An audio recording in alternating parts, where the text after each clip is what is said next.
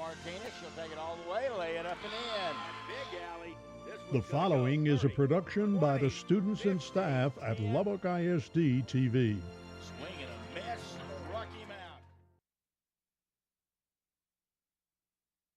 Lubbock High, Monterey, Coronado, and Estacado. All of them are perennial playoff contenders, wreaking havoc to every name on their schedule. Oh, what a ball! What a score! Elite? Yeah. A tradition of winning? But when did that tradition start? Was it the state championships that laid the foundation? The district titles that come on an annual basis? Or none of that at all? Maybe it's something more. And tonight, we are going to find out because the Boys of Fall are back. Presented by Lubbock ISD TV.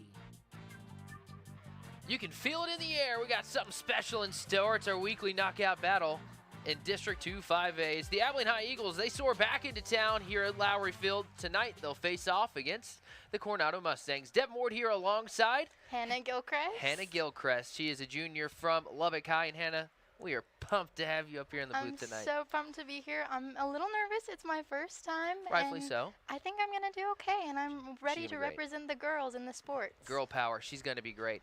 No doubt about it. We have a big-time matchup in store for you tonight. Abilene High, of course, coming off of a big win last week against Lubbock Cooper, and Coronado looking to get into the district win column again tonight. They're 2-5 on the season, and they got a big challenge ahead of them in Abilene High. Let's get into some of the names you need to know for the Eagles as they soar back in here to town. And the name you need to know right away is Braden Henry. This young man, simply stated, is special. The sophomore and sensation has an offer from Texas Tech already, and when you watch his tape, you see why. He'll line up in a plethora of positions. He has running back spots, receivers, quarterbacks on the team. He does it all. He'll dance a defender out of his shoes. He's shifty. He can run. Hannah already said it. Simply stated, he's electric. What an amazing player, and it's even more amazing that he's such a young player. He's a sophomore on a starting lineup of teams of seniors. So yep, that's even more impressive. That's crazy. And he's a Division I player. He stands out. Another guy you need to know is Beckham Paul. This guy made a changing play against Lubbock Cooper last week, and he flies around. He gives 110% on every play. He's so competitive.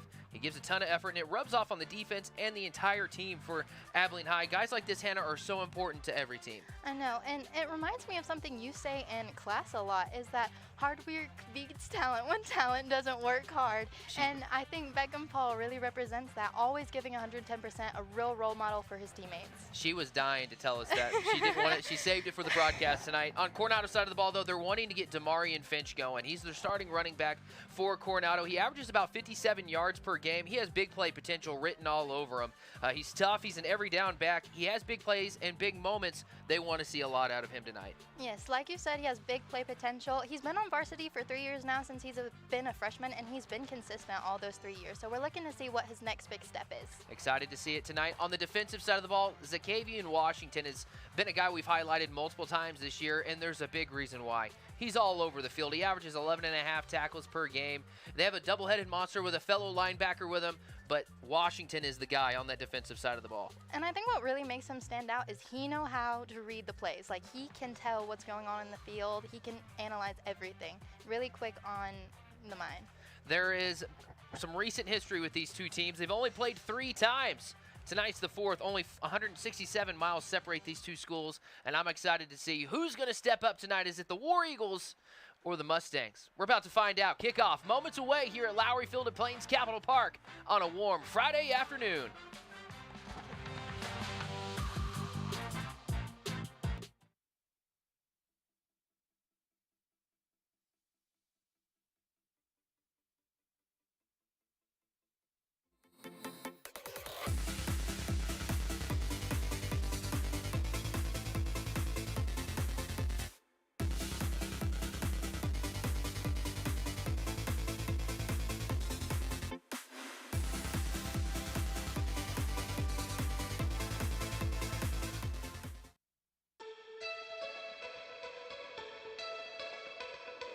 Career Day at Bean Elementary saw the Broncos visiting with a wide range of professionals, inspiring students to seek out career opportunities that align with their interests. We talked to the softball coach and a newspaper girl. One of them, they worked at Amigos United. Lubbock ISD students also visited the South Plains Career Expo at the Lubbock Memorial Civic Center.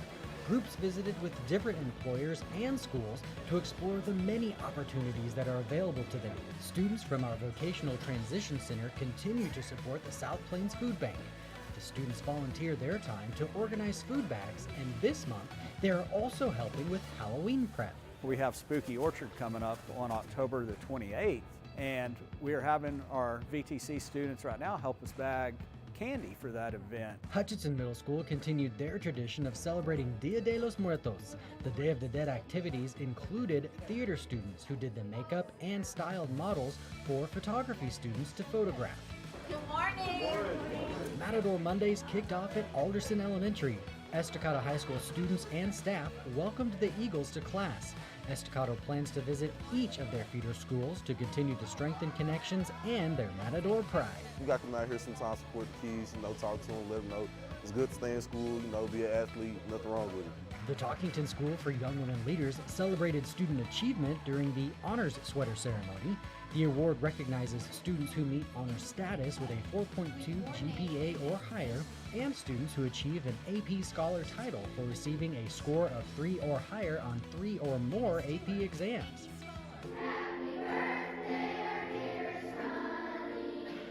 Fourth and fifth graders at Honey Elementary hosted a totally rad 40th birthday celebration concert at the Buddy Holly Hall.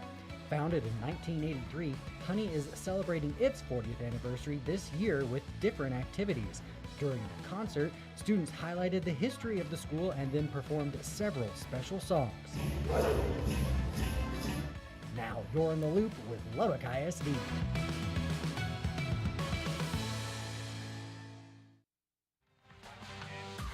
All right, welcome back to Lowry Field at PlainsCapital Park on a beautiful Friday. There's not a cloud in the sky, but there is some wind coming from that south heading north, so that's something to keep in mind for tonight. But of course, we got the Mustangs hosting the Warbirds from Abilene High. The Eagles, right? The Eagles. The Eagles, but I call them the Warbirds. The I saw their jerseys. It was like their throwback gold jerseys that they were wearing, and they said Warbirds on them. And I was like, man, that is awesome. I'm pretty sure they're wearing their white jerseys today. They are, of course Okay. they are. Yes, yes. I was watching film, of course, doing research for the game. But we're so grateful for everybody tuning in. Make sure you hit the like, subscribe, and do all the things, because without your support, we wouldn't be able to be on here on YouTube and bringing you these games for free. Coronado, of course, 2-5 on the season. Abilene High ranked 10th in the latest Harris polls. They're 6-2 on the season. Of course, there's different high school rankings from across the country, Hannah.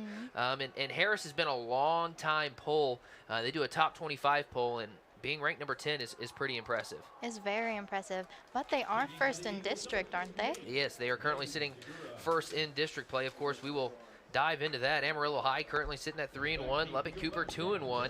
Monterey and Coronado both 1-2 in district play. Tascosa 1-2 and Caprock 0-4. The Eagles are going to be kicking the ball off here tonight, or this afternoon.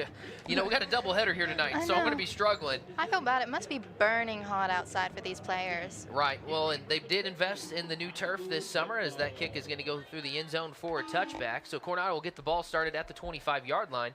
They did get the new turf this summer here at Lowry Field at PlainsCapital Park. It looks great. It does. It has the stripes in it and the different colors throughout. And the gray track. The gray track, absolutely. But they used wood chips in it this year, Hannah, so that it will kind of keep it at a cooler temperature instead of the black rubber pellets that they used to have back in the day. So here comes Isaiah Vasquez in this Coronado offense for the first time, and they're going to start with trips here on this close side. Of course, Cyril Garrett is the top target for the Mustangs this season. He's rocking number 12, and he was the receiver there telling the guys to go a little farther out. Glad to have Isaiah Vasquez back from his injury. Seeing how he's going to do tonight. Absolutely. It's Damarian Finch on the carry, the guy we highlighted in the pregame. You like to see him trying to get the ball early here, Hannah. Yeah. We love to start it off with momentum because that's how you keep it going. Absolutely. See on the instant replay there, great cut by Finch to be able to get a few extra yards on the play. The hard count by Coronado almost got the Abilene High Eagles to jump off sides.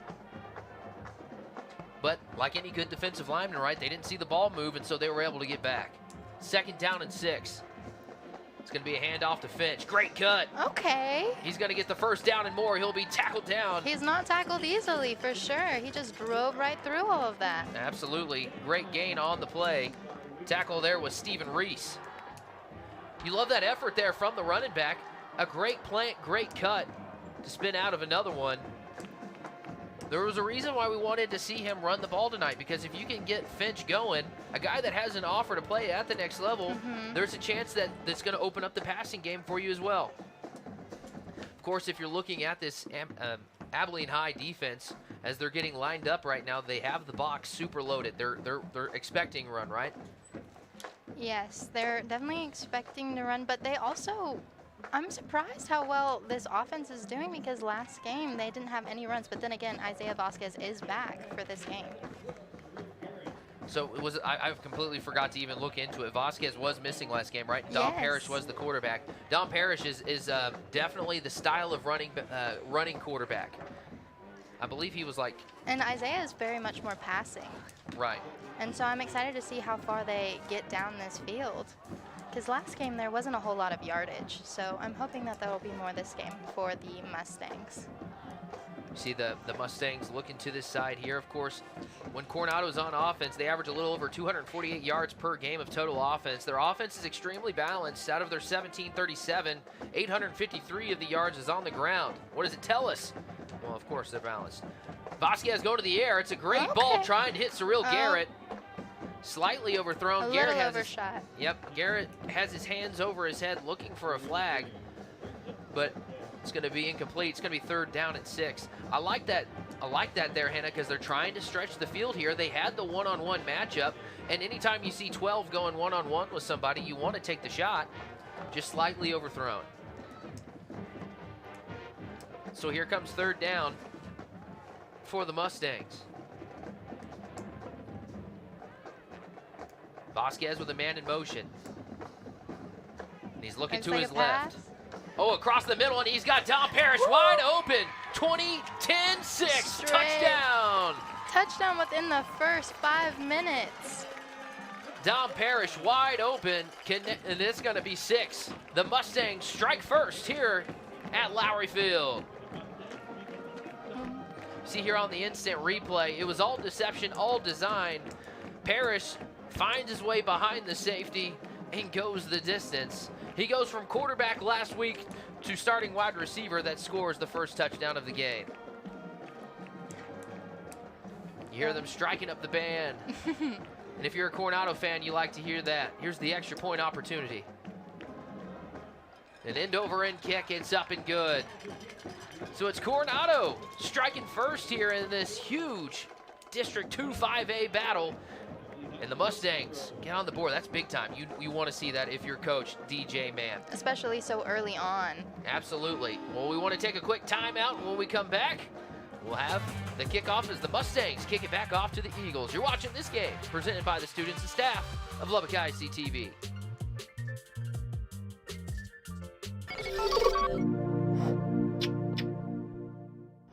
LISD TV will return after this short break.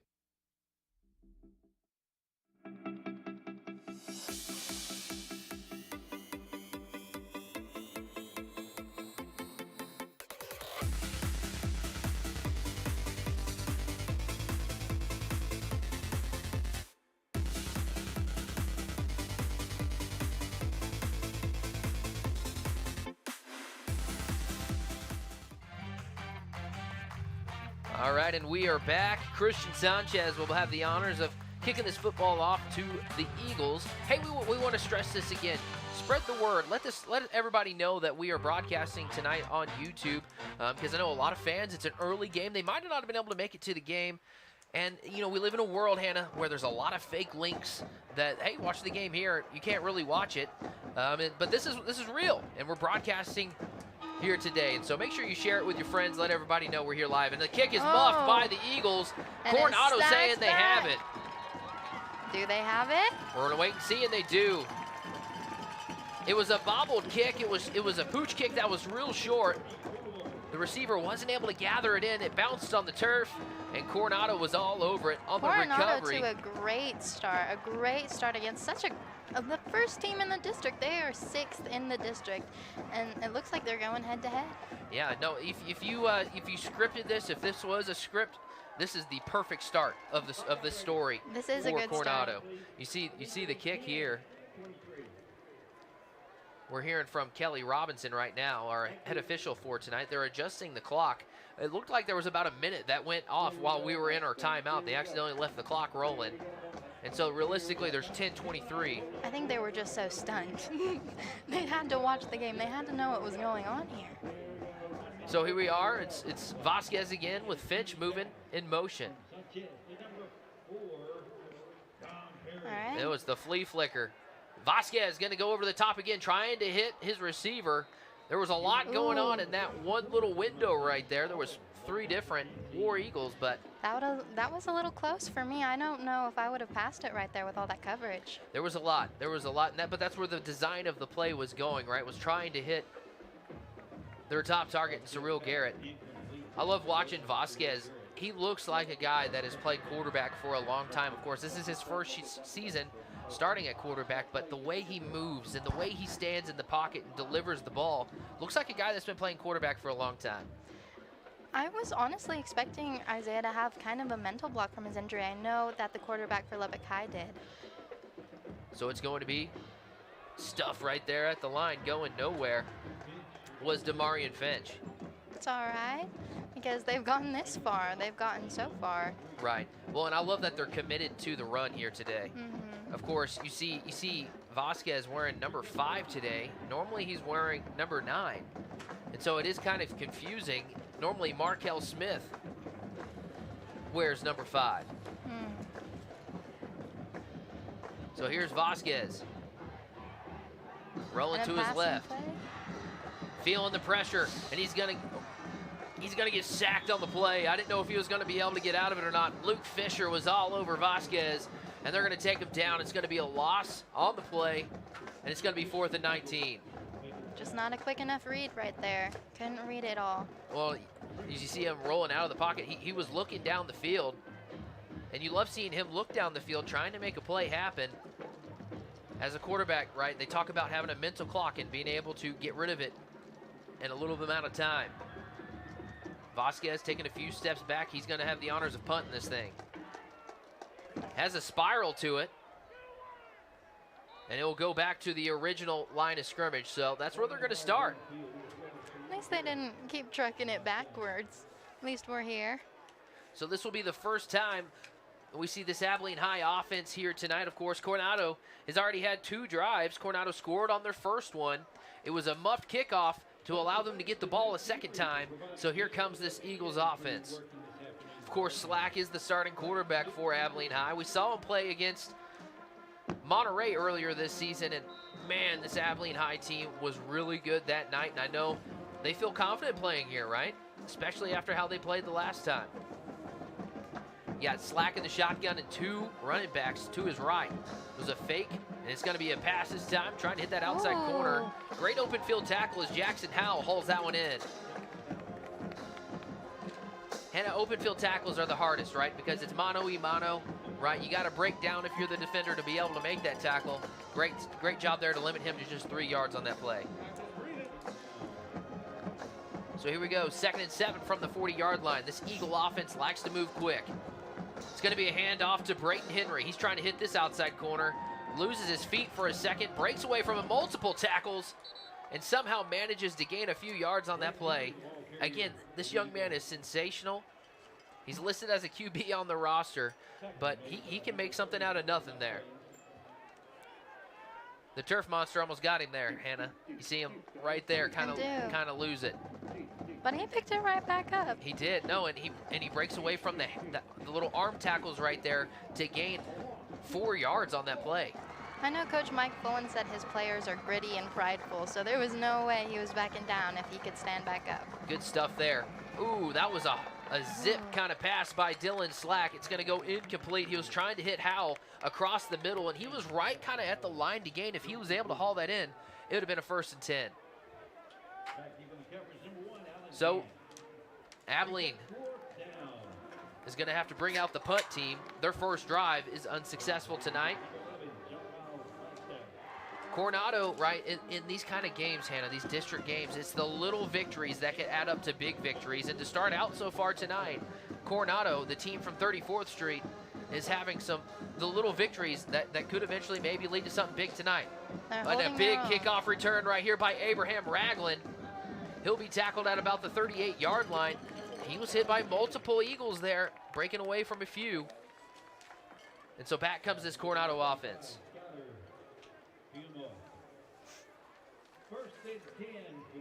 Of course, last year and last season, the Mustangs went on the road and played at Shotwell Stadium against the Eagles, and everything went the Eagles' way that night. They look to flip the script tonight as they are here back at home is Coronado.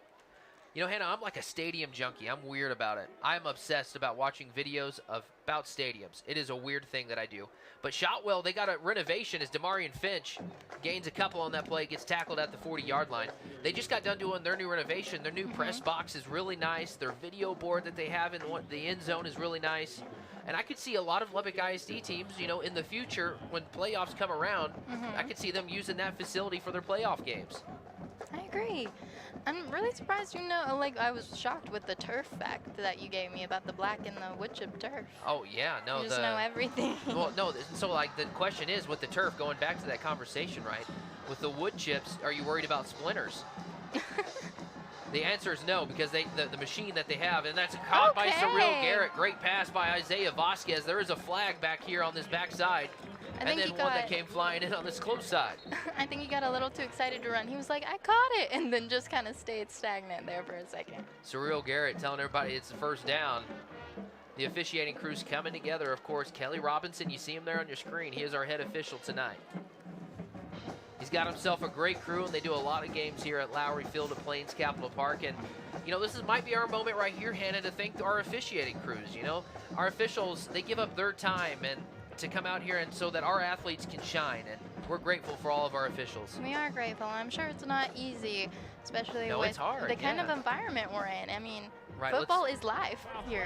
Let's hear Kelly. Roughing the passer, number 3 on the defense. That penalty's declined. Personal foul, face mask on the defense. That penalty will be accepted, tacked on 15 yards. All right, so they'll take the 15-yard penalty. Yeah, the 15-yard penalty, and they're going to move them even closer into Eagle territory. Finishing about the referee conversation, though, yeah, it's so hard to be an official because you have so many different things that are happening out on the field, and you have to be able to dissect it on a really quick pace. And then when you throw that flag, you were saying that this is what that foul was, and you got to stick to your guns on it. You got to stick to your guns on it. You do, absolutely. You're defining the rule in that moment. Like, hey, I'm calling this a flag, and this is what the rule is. So, it's going to be 1st and 10 from the 24-yard line. Coronado driving here. It's going to be a handoff to Finch. They've had some pretty successful drives thus far. I don't think there was one where they didn't get any yardage, but they're doing pretty well. Currently, they're 1 for 2 today on their drives. Abilene 0 for 1 right now. Of course, that turnover on the special teams was so key in keeping that Abilene offense off the field. They want to be able to control the clock and control the pace, the Abilene team does. And so if Coronado can keep them off the field, that is a major key to victory for them.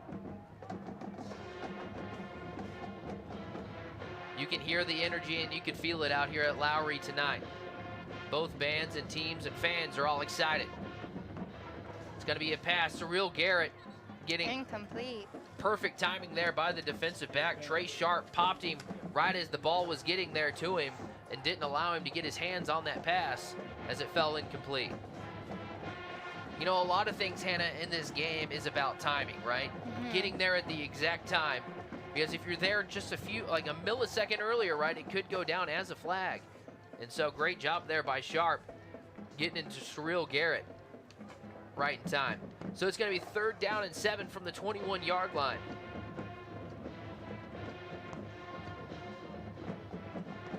Here's Vasquez rolling to his left again, slinging it on the run. Oh, did he catch it? That would have been a tough catch if you're a Surreal Garrett. It came in and out of his hands. He gathered it on his back and tried to catch it, but it fell incomplete. It's going to be 4th and 7. Look at this instant replay here, Hannah. If he would have been able to catch it, it would have been an amazing catch. It would have been a Sports Center top 10 kind of thing if he was able to haul that in. That would have been on the next Coronado Hype video. It would have been on Lubbock ISD TV for a solid week because we were going to run it on our show. That's the truth. 4th and 7 now. They're going for it. You got trips here on this close side. Vasquez looking to his right. Going across the middle. He had a receiver. Falls incomplete. It's going to be a turnover on downs. That was Joe Castro, the intended receiver. Great eye for number 16, though, especially because he was being blocked that entire time. You see the receiver there. He had half of a step on him. It's just so hard. You know, playing quarterback, you have to fit the ball in a perfect spot. Otherwise, it's either going to fall incomplete or could have been in the defender's hands. And so if you're Abilene High and an Eagle fan, that is a major stop right there to hold Coronado from being able to get any more points on the scoreboard. See Henry now at quarterback, and he's going to be a quarterback keeper for him. Has a seam. Will gain about 10 yards on the play. He's going to be just short of the first down. That's what he does, and that's what he does really well, right? It's a little RPO style of play, and if number 1 has some open space, he's going to take it the distance. Some pre-snap movement by the Eagles in the pistol formation. It's going to be a handoff. And this is a big run. First down, move the chains. On the carry was Chad Laura. Laura's been a great starting running back for the Eagles this season. And he stepped up big time, especially once he got that starting role. Here's Henry. Oh, great open field tackle. Coming in and swooping in to make the play. Oh, he is proud of that one. I absolutely would have been too. That's Abraham Ragland, I believe. Coming in from that strong safety spot to make the open field tackle on Laura. Abraham Ragland's the leading tackler, I think, from last stats of last game against Amarillo. Okay. I know he averages about 6.5 per game, and I know Zakavian Washington, the guy that we previewed, we haven't said his name yet, but there's a lot of great people that can make a lot of tackles for this Coronado team. Laura on the carry, and no, sir. Abraham Ragland and a whole slew of other Coronado Mustangs take him down. You see all the coaches holding the threes up on the sideline. It's third down, and you can tell that Coronado is in this. They want this, and all from the coaches to the team to the fans, they're all focused and dialed in. I think everyone's dialed in. All the Absolutely. cheerleaders are patiently waiting. I think everyone's pretty excited for how this game started. We're dialed in. We're having fun. And you're watching this game on LISD TV. Here's Slack feeling some pressure, escaping the pocket, and he's going to get sacked. Big play there on third down by Coronado, and it's going to cause a big fourth down. Here comes the punt team for the Eagles. Getting the sack there for Coronado. Guess who? Zakavian Washington. Is that our first time mentioning Zakavian? We knew we were going to call his name today. You know, he's a guy that is great at getting tackles for loss and sacks. I think that's his 7th sack of the season. So now with that and this punt right here, Abilene is 0 for 2 on offense to start today. Great spiraling punt there. That's how you chalk it up. And it'll be down at about the 24-yard line. That's what a good punter does right there, Hannah. They flip the field. So Coronado's going to have to go a pretty long way here if they want to be able to put more points on the scoreboard. This drive is going to start at the 24-yard line. But I think from what they've shown so far that they're capable of getting down there, and honestly getting down there fast. They've been passing the ball a lot more than I would have thought they would. I agree with that. Yeah, they've been moving. They've been balanced. They've really been balanced to start this game, and it's been fun to watch. Balance in terms also, the offense hasn't been performing better than the defense. The defense, not the offense. I think they came really well prepared for this game. You know what that's called, Hannah? What? Complementary football. That's what that is right there. Demarion Finch bouncing it outside, going off that left tackle. Will gain about a handful on the play. And that's, you know, when you hear coaches talk, Hannah, that's what they want. They want complementary football. They want their offense to complement what their defense is doing, and so you like to start if you're Coach DJ Mann. So here we are, 2nd down and 7 now from the 27. One thing you'll notice about Coronado is that they'll do like a hard count and then not snap it, right? And then look to the sideline to see if they'll change the play. Which is interesting because Abilene doesn't do that. I feel like they're so fast. They go from play to play to play. Absolutely. Yeah, they're all about tempo and controlling the pace of the game. Vasquez feeling some pressure, and will be tackled right around the yard line again. And I think that's Bryce. I'm going to butcher his last name, Nueves. That's what I'm going to go with. I think that was close enough. I'll take it. You see, I like that right there. He avoided the initial pressure there by moving around in the pocket. And that's what we talk about with Isaiah Vasquez, is that how well coached he is, right? A lot of quarterbacks would have just gotten hit right there, but he knew how to get it was his footwork is what I'm trying to get to. He wanted it. He didn't want to back down. Right, and so his footwork was the reason why he was able to escape out of that pressure. And again, that comes down to great coaching. It's going to be 3rd down and 6. 2 minutes to go here in the first. It's going to be caught by Cyril Garrett, but instantly swallowed up by the Eagles. Demetric Sanchez is going to get credit for the tackle. It's going to be 4th down. We do have some dirty laundry out there on the field, and Coach Mann standing at about the 30-yard line. And it looks like Abilene High is going to decline the penalty, and here comes the punt team. That penalty declined. Now. All right, so here comes the punt team for Coronado. Of course, the punter for Coronado is Jared Owens. A former LISD TV student. Yeah, I'm looking at his stats right here. He's a 6'4", 160-pound senior, and I believe it. I'll never forget one day he walked in wearing jeans, and I was like, man, I never realized how tall you were. It was a core memory for me right there. Here's a punt by the left-footed punter for Coronado, and it's going to be received at about the 48-yard line. So this is the best field position today through the first 2 drives as they come back out for drive number 3 for Abilene High. And if you're Coach Fullen and company, you want to all right, this is the 3rd drive. This is our 3rd shot. We got great field position. Let's make something happen here. For sure. And defensively, Coach Mike Fullen goes on and on about lining up correctly. And I feel like they're just moving so fast that they need to stop, take a breath, think what's going on around them, and then make their play happen, you know? Okay. I can see that. No, I can see that for sure. All right, here's Braden Henry here, getting swallowed up behind the line of scrimmage. Abraham Ragland is having himself a day, Hannah. Another tackle for him. So Abilene High is big about ball control, right? And I talked about it earlier. If they don't hit on a big play, they will be churning out long, sustained drives that control the clock. And when they do that and they control the pace of the game, the Eagles are dangerous. And that is their mission every game, right, is to control that pace. And so that's what you were talking about a second ago, maybe slowing it down a little bit and doing those long, sustained drives is what you were trying to say. Yes. All right, so here's Brayton. No, it's not. That's Chad Laura right there. He'll get tripped up after a gain of a few. Here's 3rd down. Laura is the starting running back, and he's getting it done on the ground for the Eagles after taking over the role from Bam Rashaw after he was injured. And his performance against Caprock was his best. He's their hybrid player that can play on both sides of the ball, and Coach loves having him around on the team. Chad Laura, big-time playmaker for Abilene High. Speaking of big-time things, big-time 3rd down here for the Eagles. They need to convert here. Slack going over the middle, incomplete. Brings up 4th down. And brings out the punt team for Abilene High. Wow, what a start. I mean, I feel like we just keep saying punt team and punt team. Absolutely. Back and forth for this one. The Eagles are now 0 for 3 on offensive drives. And again, earlier we talked about how the punter flipped the field. We got John Miles Wagstaff punting the ball, and this is one of those times where we get to see how really good of a punter he is, right? When you're in this area of the field, you have to be able to kick it onto a sideline. Oh, it almost blocked. And Coronado's going to have a fair catch at about the 7-yard line. So Wagstaff showed that he's a really good punter once again. He pinned the Mustangs deep as they'll start at the 7-yard line. That is impressive.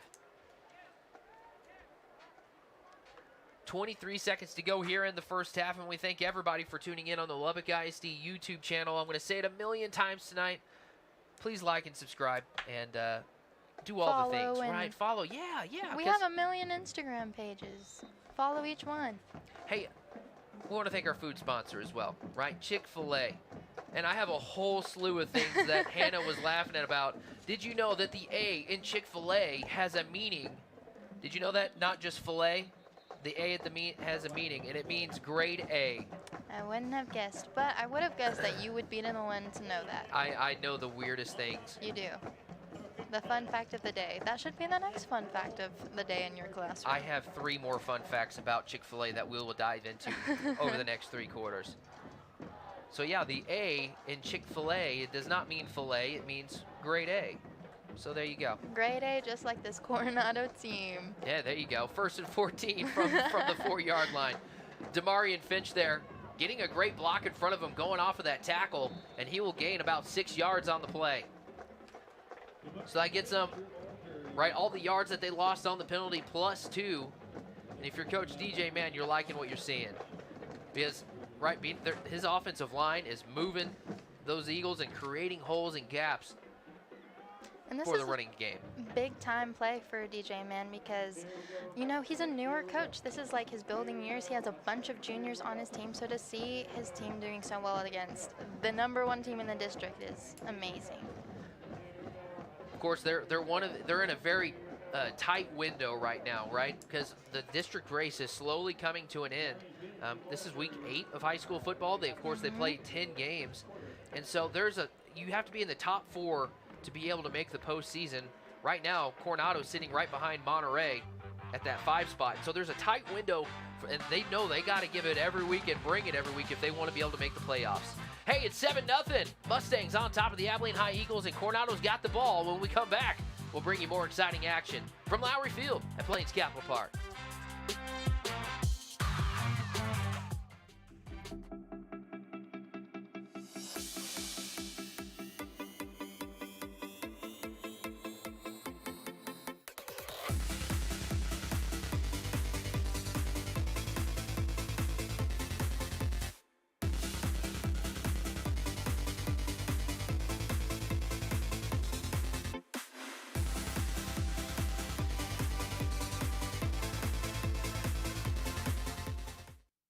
Martinez, she'll take it all the way, lay it up and in.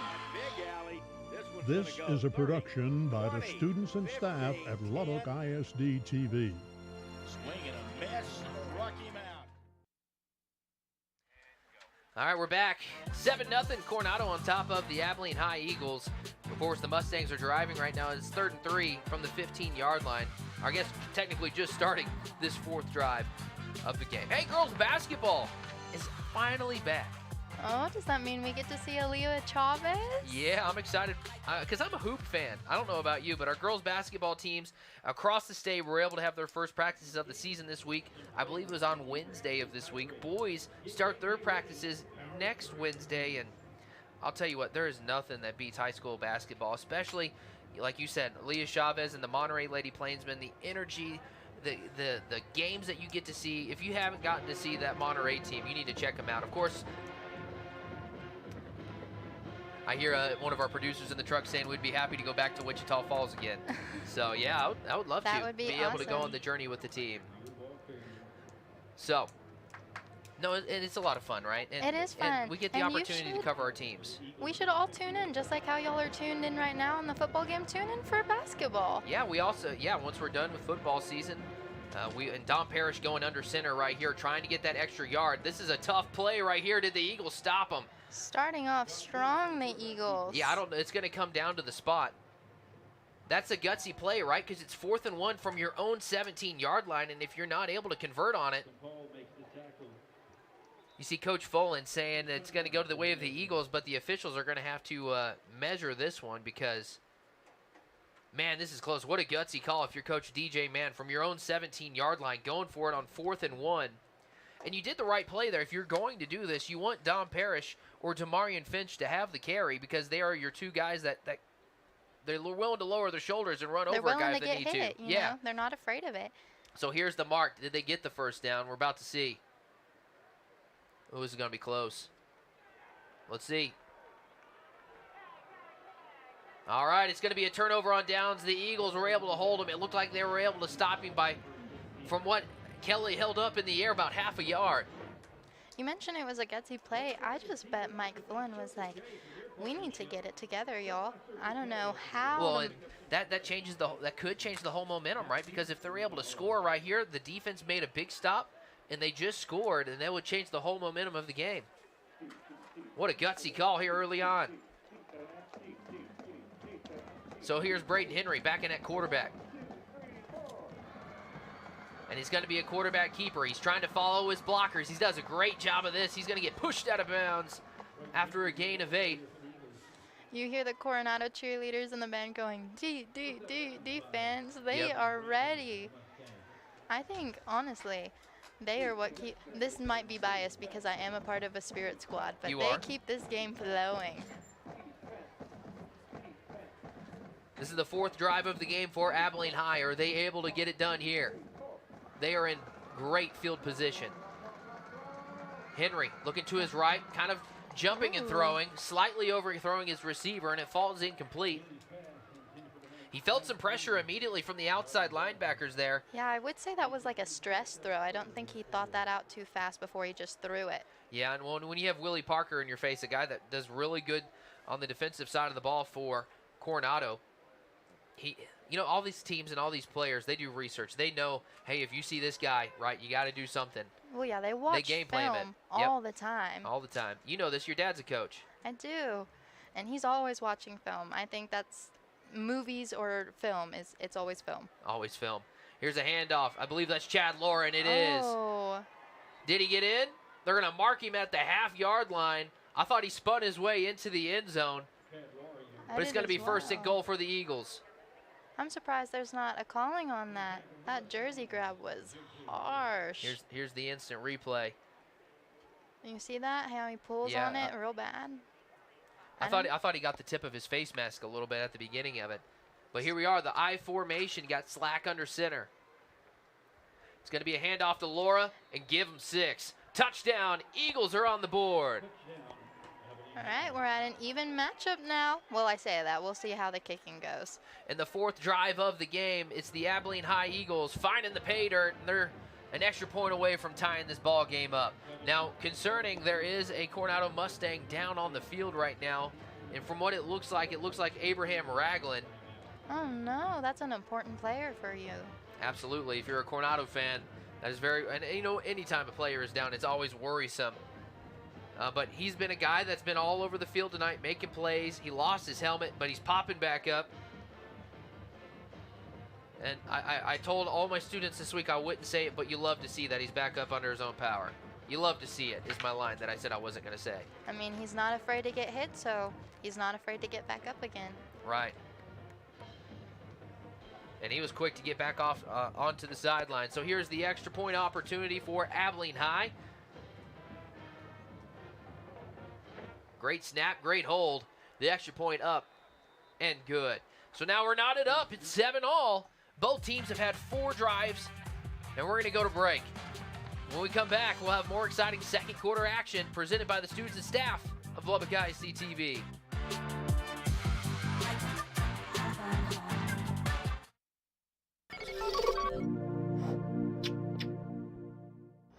LISD TV will return after this short break.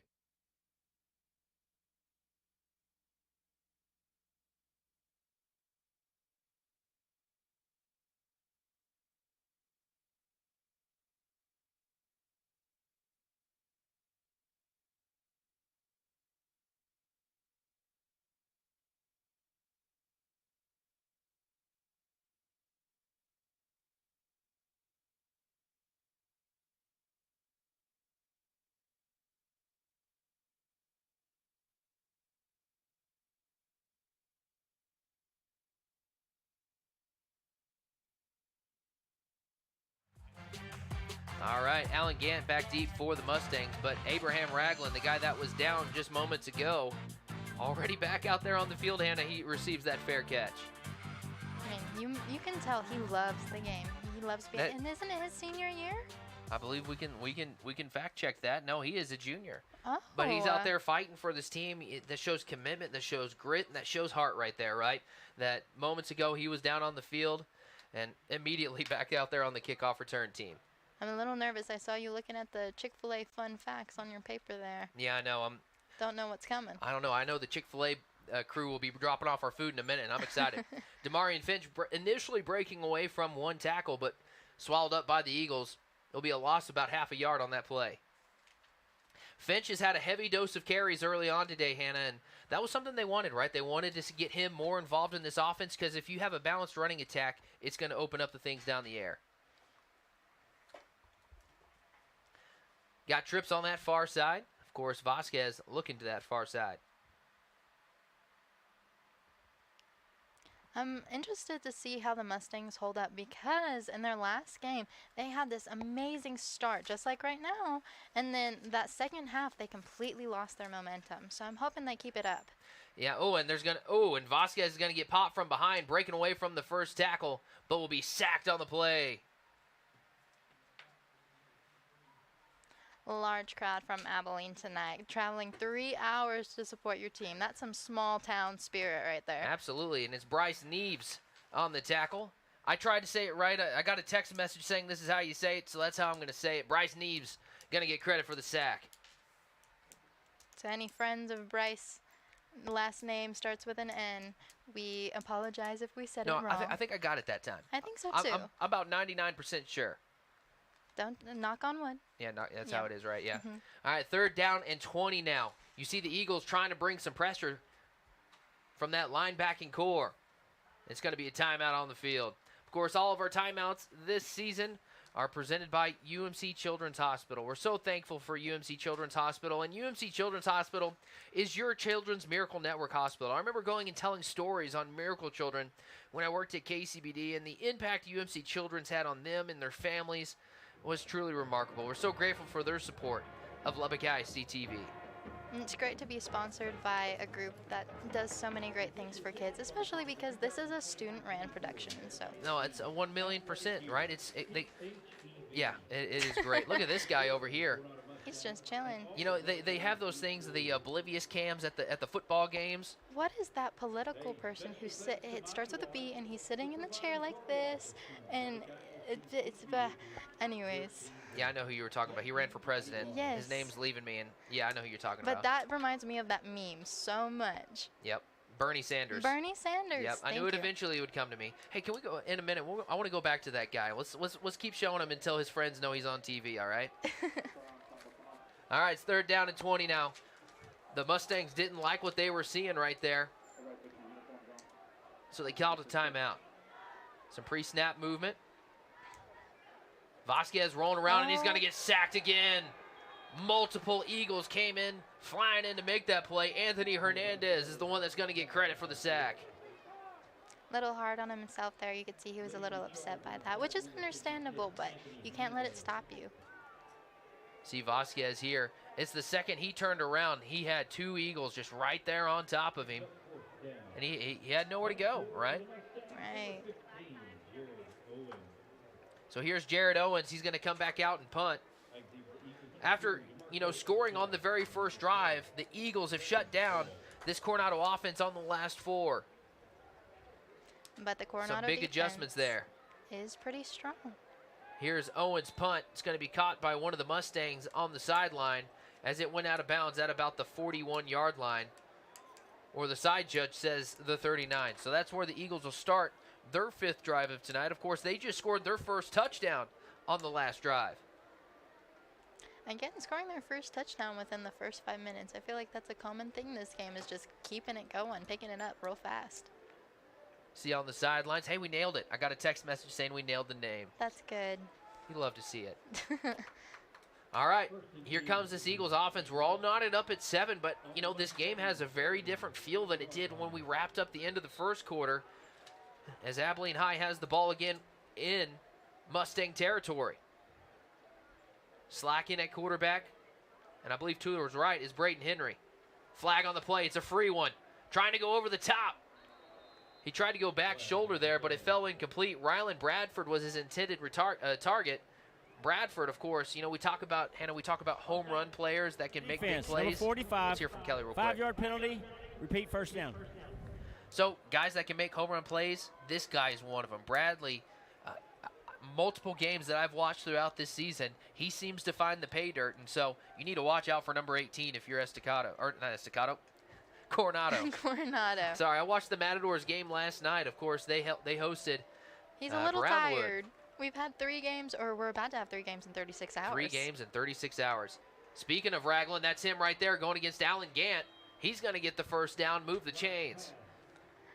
I feel like they're both following really similar patterns. We see, the Abilene defense doing the same thing the Coronado defense did, the same thing as the offense. I feel like they're playing really similar games, and I'm really impressed with Coronado for doing that because Abilene is an amazing team. Yeah, no, I can kind of see what you're saying. They're playing similar styles. Similar styles. That was my Texas accent right there. Did you hate it? No, I felt like you were mocking me. Oh, no, never. Mm-hmm. Never. All right, here's Slack. Laura to his right. Slack looking left all the way. He's trying to go for a touchdown pass. Falls incomplete. It goes off of the back of J.J. Willis right there, Hannah. I think it hit him right in the back of his number.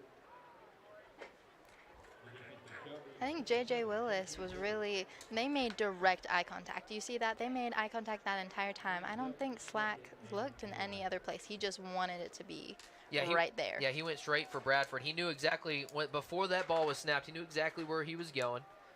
He had the matchup that he wanted. He hit Willis right in the back. So here we go. Oh, this is Henry in at quarterback. Makes a great cut. And we'll gain a few on the play. Hannah, it's allergy season right now here in Lubbock. Really? And I apologize for that. I had a cough right there. It's it happens. okay. This guy is sensational, though. He stepped up in every game, and you know, big-time players step up in big games, and he's going to have a great career. His football career is so bright. Funny enough, Braden Henry also plays the other version of football, but we call it soccer. But he plays normal football, and I just thought that was funny because of the little joke about football. Wait a minute, you knew he plays soccer? I do. Look at us doing research. Doing so much research. That pass completed to Jackson Howell. If he was able to break that tackle and get away from the defender, he would have had 6 more on the scoreboard. Great open field tackle. So it's going to be 4th down. You know, both of these teams have gone for it on 4th down already today. This is a big one if you're the Coronado defense. See the coaches on the sidelines calling the plays. Calling the same plays. It looks like that quarterback threw to that left pocket over and over again. I think 3 times at this point. Okay, here's the I formation now. This is the old school style of football. You got a tight end with a hand in the dirt. This is when you see the physical play. It's going to be a handoff to Laura. Cutting it back up. He went north to south, and that's good for the Eagles as they get a 1st down. That was a great carry there by the starting running back, Chad Laura. It was right down the center, but he dodged quite a bit of people. You know, on those 4th down plays, it takes an experienced running back not to just sit there and try to dance in the backfield. He knew he needed to get north to south. He needed those few yards, and they were able to execute on that play. All right, we're real close. We'll see if they can do it. Right, and they're moving quick once again. Ooh, three down. You see 3 running backs with their hands in the dirt. It's going to be Laura on the carry, and he scores. Touchdown, Abilene High. The Eagles soar into the end zone for the 2nd time tonight. What a dad pun that was. They soar into the end zone. Yep, that's my signature. That is. But this is back-to-back drives now that the Abilene High Eagles have been able to find the pay dirt. After starting 0 for 3, they're now 2 for 5. Can they get the extra point? They've now had 14 unanswered points. Here's the extra point. Now it's 14 unanswered points. So it's 14-7, Abilene High on top of the Coronado Mustangs. Let's take another pause, huh? You down for that? I am down for that. All right, the Eagles take the lead here in the 2nd quarter. When we come back, we'll have the kickoff to the Mustangs. We'll be back with more right after this.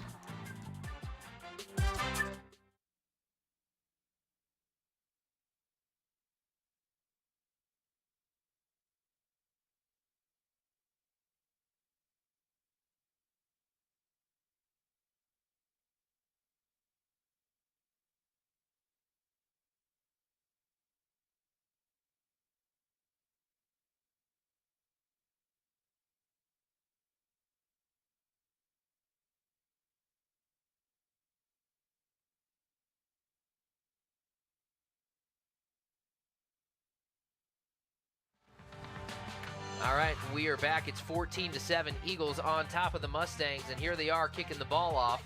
Ragland calling for a fair catch, and he'll catch it at about the 25-yard line. See him and Surreal Garrett communicating with each other right there.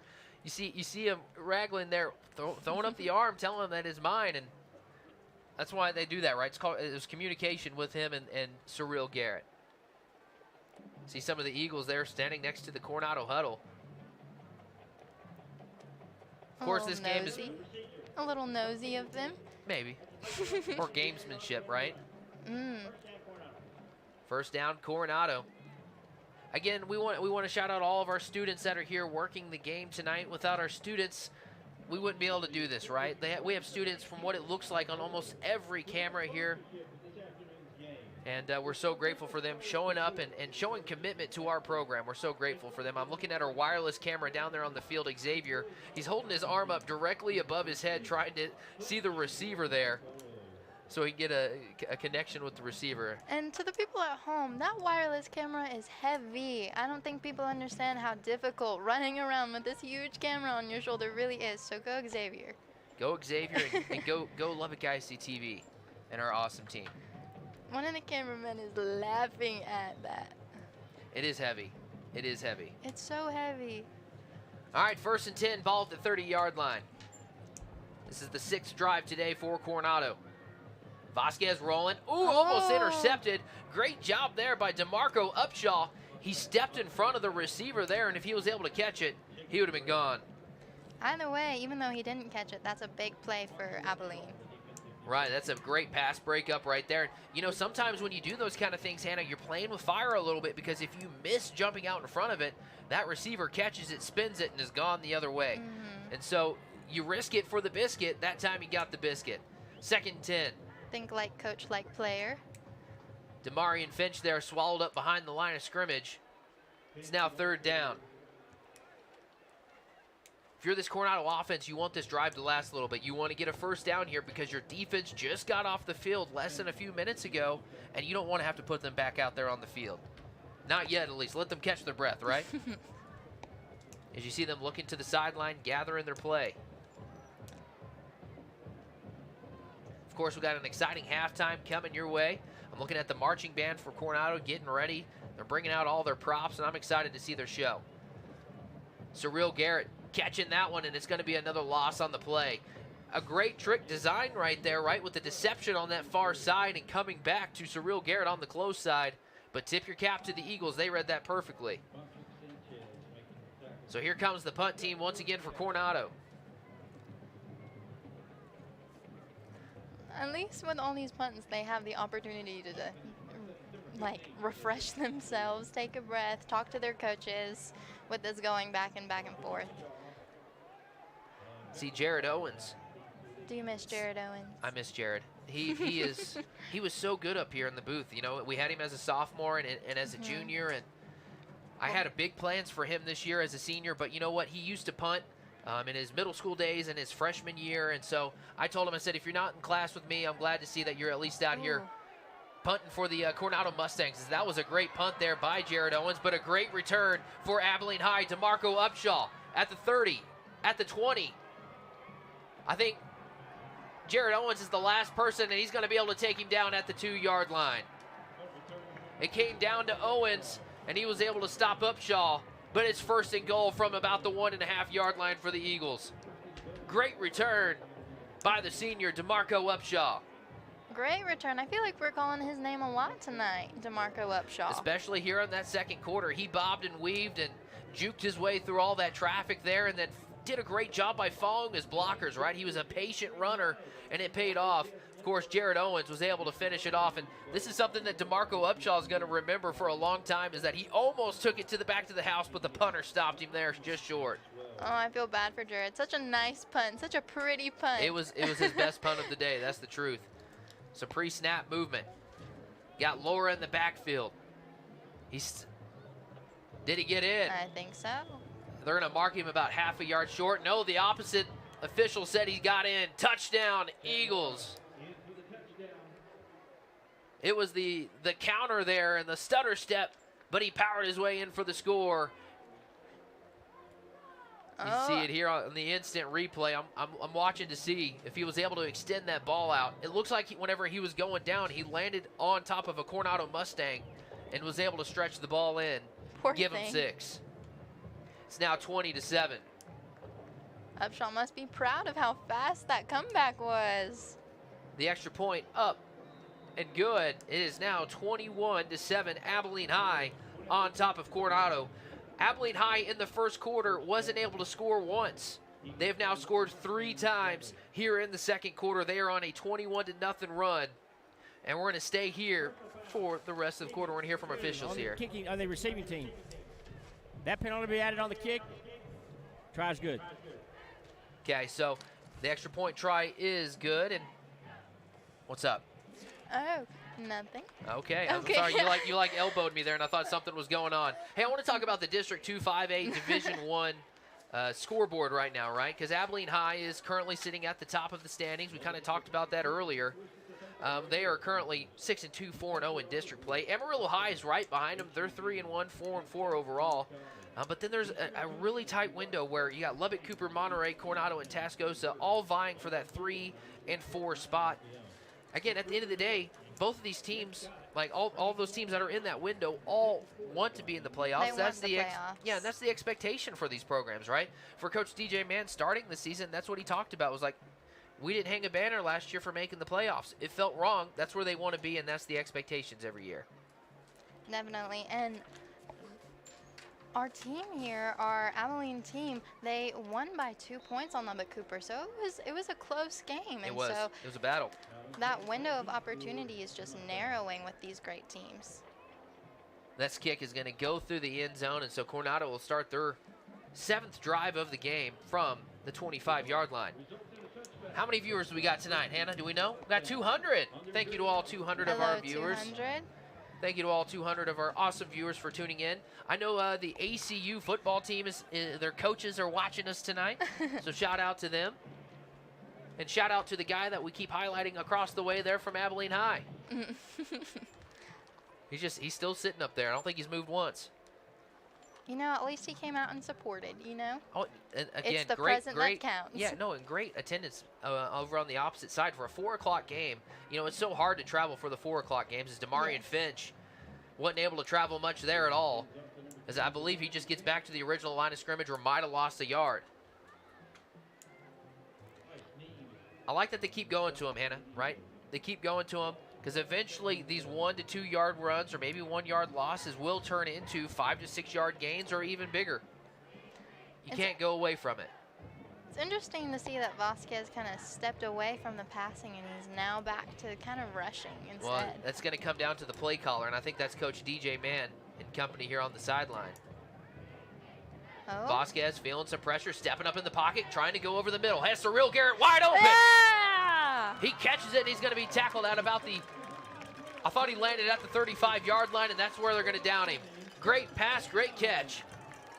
I think that 24 player on the Abilene team just did some push-ups as like a little punishment for not getting him. Yeah, Demetric Sanchez. That's something they do, and I've seen them do it. I believe there was a false start in that Monterey game, Hannah, where they were at the goal line, and let's see if he does the push-ups. Yep. Yep, ready. There they are. No, I like that because that shows commitment to the team. And I remember, it was one of the offensive linemen for Abilene High against Monterey. After he got called for a false start, did 5 push-ups at the goal line. That one's caught once again. Getting tackled at the 20-yard line. The ball came loose, but they're going to say he was down. This is Joe Castro. That's the second time he's been targeted tonight, his first catch. You love seeing him getting the ball into his hands.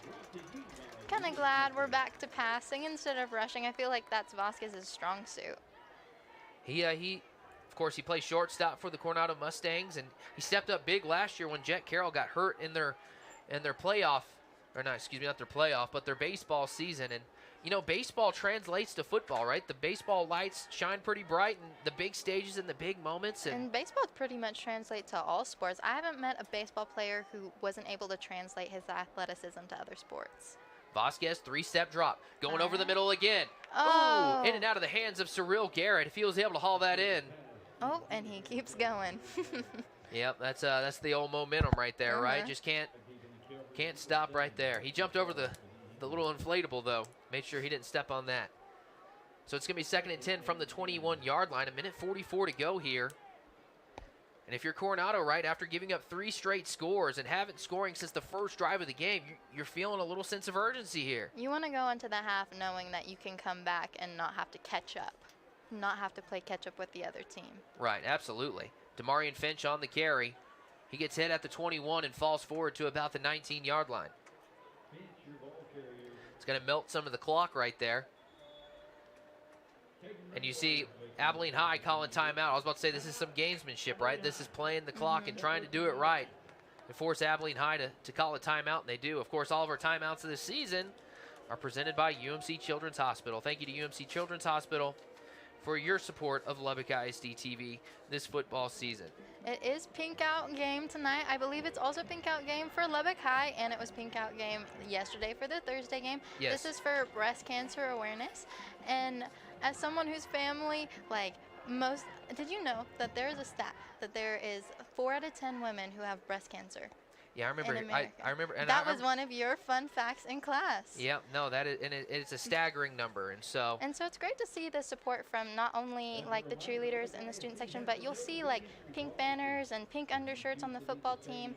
And we just with UMC Children's Hospital as well, we just want to support who we can and what we can for Breast Cancer Awareness Month. I know. I got the pink memo today. I wore a pink tie. I failed. They don't have any pink. I'm boring. I have black and gray on today. I was kind of proud of myself. One of my few victories. I did good today. Yeah. Here we are, 3rd and 9 with 1:32 to go. You got to think they're throwing it here, right? Vasquez, 3-step drop, feeling some pressure, stepping up in the pocket. He's going to be sacked. There was at least 2 or 3 Abilene High Eagles that got to him. The number I saw was Luke Fisher. Man, he really did not have a lot of time right there. He did not. And Abilene High calls timeout. You see here him trying to step up into the pocket. And some big players blocking his vision right here. so that's going to be a loss on the play. 4th down and 17 now from the 28-yard line. And a minute and less than 30 to go. Right, and I think by that sack on the play, it pushed Coronado out of field goal range. And so now you got to think they're going for it on 4th and 17. I think at this point, Coronado really just needs to trust their gut, specifically the quarterback. We just need to trust where we're going. If that's passing, if that's rushing, just feel confident in what you're doing despite the pressure. You know, we were talking about me and you getting ready for this game, and rightfully so, you were a little nervous coming into it. And I said Why a lot are of you it. outing me on this YouTube it's live? All right. It's all right. It's normal, right? If it's part of being human, right? But I was like, you just got to get out. Got to get out of your head, right? And I think that's kind of like what you were saying a little bit, right? You got to get out of your head and just go with what you know and do what you can do, right? I don't know. I was trying to feed off of what you were saying, and then I threw you under the bus. I'm the worst. It's okay. I get what you were saying. All right, 4th and 17 now. Vasquez got 5 wide receivers. And the Eagles got the box loaded compared to. Ooh, that kind of a bad snap there. That's going to be almost intercepted, and it's going to be batted down there by the Abilene High Eagle, Trey Sharp. Sharp had a chance to intercept that pass right there. Instead, he chose to bat it down. Look at that and snap. so it's a turnover on downs. See it here on the instant replay. He just chooses to bat it down. I like that, too, because he did have a Coronado Mustang right there to his side. So if he did catch it, Coronado probably would have tackled him right there, and they would have started this drive at the 2. Instead, they start this drive from the 28. See Brayton Henry coming out there with their quarterback, Dylan Slack. They're going to line up in the pistol formation here, 1st and 10 with 1:18 to go. Ooh. Guess who? Zakavian Washington wraps up Henry, and it's going to be a loss on the play. He is, and I can't stress enough, he is stellar at getting tackles for loss, getting behind the line of scrimmage, and taking players down in the open field. He knows what to do. He's a smart player. He can figure out just about any play. He's a next-level player, that's for sure. That play goes out of bounds. It was a connection to Rylan Bradford. And that's what they got to do right here, right? The Eagles only have 1 timeout with 55 seconds to go. You got to play sideline to sideline, because if you don't, you're going to lose all the time off the clock. Here's Slack in the shotgun with 3 wide receivers on that far side. Looking to his left the whole way, now going across the middle. Had a receiver there in Braylon Badon. A little overshot. And it'll fall incomplete. He loves to throw, they call him A-balls, Hannah, where you have A, B, C, and D. D is the soft passes. A is the zip passes. And that's what we saw right there. He zipped that one. It was just a little too strong and a little off to the side, and it fell incomplete. So here comes the punt team. That's the first time in the second quarter that Coronado was able to hold Abilene from putting points on the scoreboard. Great snap. Coronado bringing some pressure, and another great punt, the spiraling punt. Oh. And I don't know if they called for a fair catch. Kind of catching that one right there was J.J. Willis. And he'll be tackled immediately. I don't know. That was kind of a standstill. They kind of looked at each other first and then. Right, I think J.J. thought he called for a fair catch. I think we all thought. Yeah, he didn't call for a fair catch. He just kind of caught it right there. And then didn't, yeah. So great awareness there by Bryce. I'm going to make sure I'm going to look at my phone because now I'm going to be overthinking it the rest of the way. Neves. Neves, okay. Bryce Neves. Great awareness by him to be able to make that open field or make the tackle there, knowing that he didn't call for a fair catch. So here's the 5th drive of the second quarter, 8th overall for Coronado today. Got 5 total wide receivers. The Eagles are bringing 5. Woo! I don't know if that was if he was able to gather that one in. They're going to say it was incomplete. Cavante Carr there was the intended receiver. It initially looked like he caught it. It did. But I guess he didn't have it for a long enough time period to be able to be considered a catch, or if he didn't make a football move. Let's look at this instant replay. I think he lost it, yeah. Yeah, you see the official coming here from the sideline saying he didn't have control of it, so it's going to be an incomplete pass. It's 2nd and 10. See, I know it's incomplete. Like, I read this as incomplete, but every time someone does a move like that, I always say safe in my head. And it's safe? Yep, and so then it's... You jumped to baseball. I know, I did. And I don't even watch baseball. Oh, great pass over the middle to Dom Parrish. And that's going to be a first down. One play, move the chains. I'm telling you, I trust the pass game more than I trust the rush game. You're seeing a lot of good stuff right there. Finding the open receiver. Great job there by the junior quarterback, Vasquez, to hit Parrish in stride. Feeling some pressure. He's going to tuck the ball and run. He's got a lot of green grass in front of him, and he'll step out of bounds at the 33-yard line. Once again, one play, move the chains. Big brain move there by the junior quarterback, Isaiah Vasquez. That's what a smart quarterback does right there, and quickly they're back and moving. You see Dom Parrish, the backup quarterback, gonna take this pass. It was a backwards pass, so Vasquez can throw it. Parrish is wide open on that far side and has one Eagle to beat. That one Eagle somehow manages to take him down, but it's enough for a first down. They'll move the chains. That's fine. Quarterback to quarterback pass there, except, ex-quarterback for that. I love that design right there, because then it makes all the Eagles bite on that. And as a defender, you have to have the mental note of knowing that that was a backwards pass. You got to make sure you... And I don't think anyone expected that. I don't think the Eagles saw that coming at all. But this is one of those times, of course, this is a timeout, a UMC Children's Hospital timeout. This is one of those times where you got 4 seconds on the clock and the time is dwindling and you're moving the ball. This is where the creative plays come out of the playbook, right? And I've seen not even under pressure, but Coronado make a lot of plays that were unexpected. And normally that's the Abilene's go-to, is to keep the other team on their toes. But Coronado's doing a good job of kind of matching that energy. So here is the Mustangs trotting back out on the field. 4 seconds to go here in this first half. It's 21-7. Abilene on top. They've had a red-hot third quarter. They've scored all 21, or second quarter rather. They've scored all 21 of their points here in the second quarter, while Coronado scored their lone touchdown on the first drive. This is their 8th drive of the game. So here's a field goal opportunity for Coronado. Of course, this is Christian Sanchez. The kick is up. And it's good. Big time kick there by Christian Sanchez, and that's going to send the Mustangs into the half with some more points on the scoreboard. It's now 21-10. Here's a replay of the kick as it just goes right through those uprights. Right in the middle, beautiful.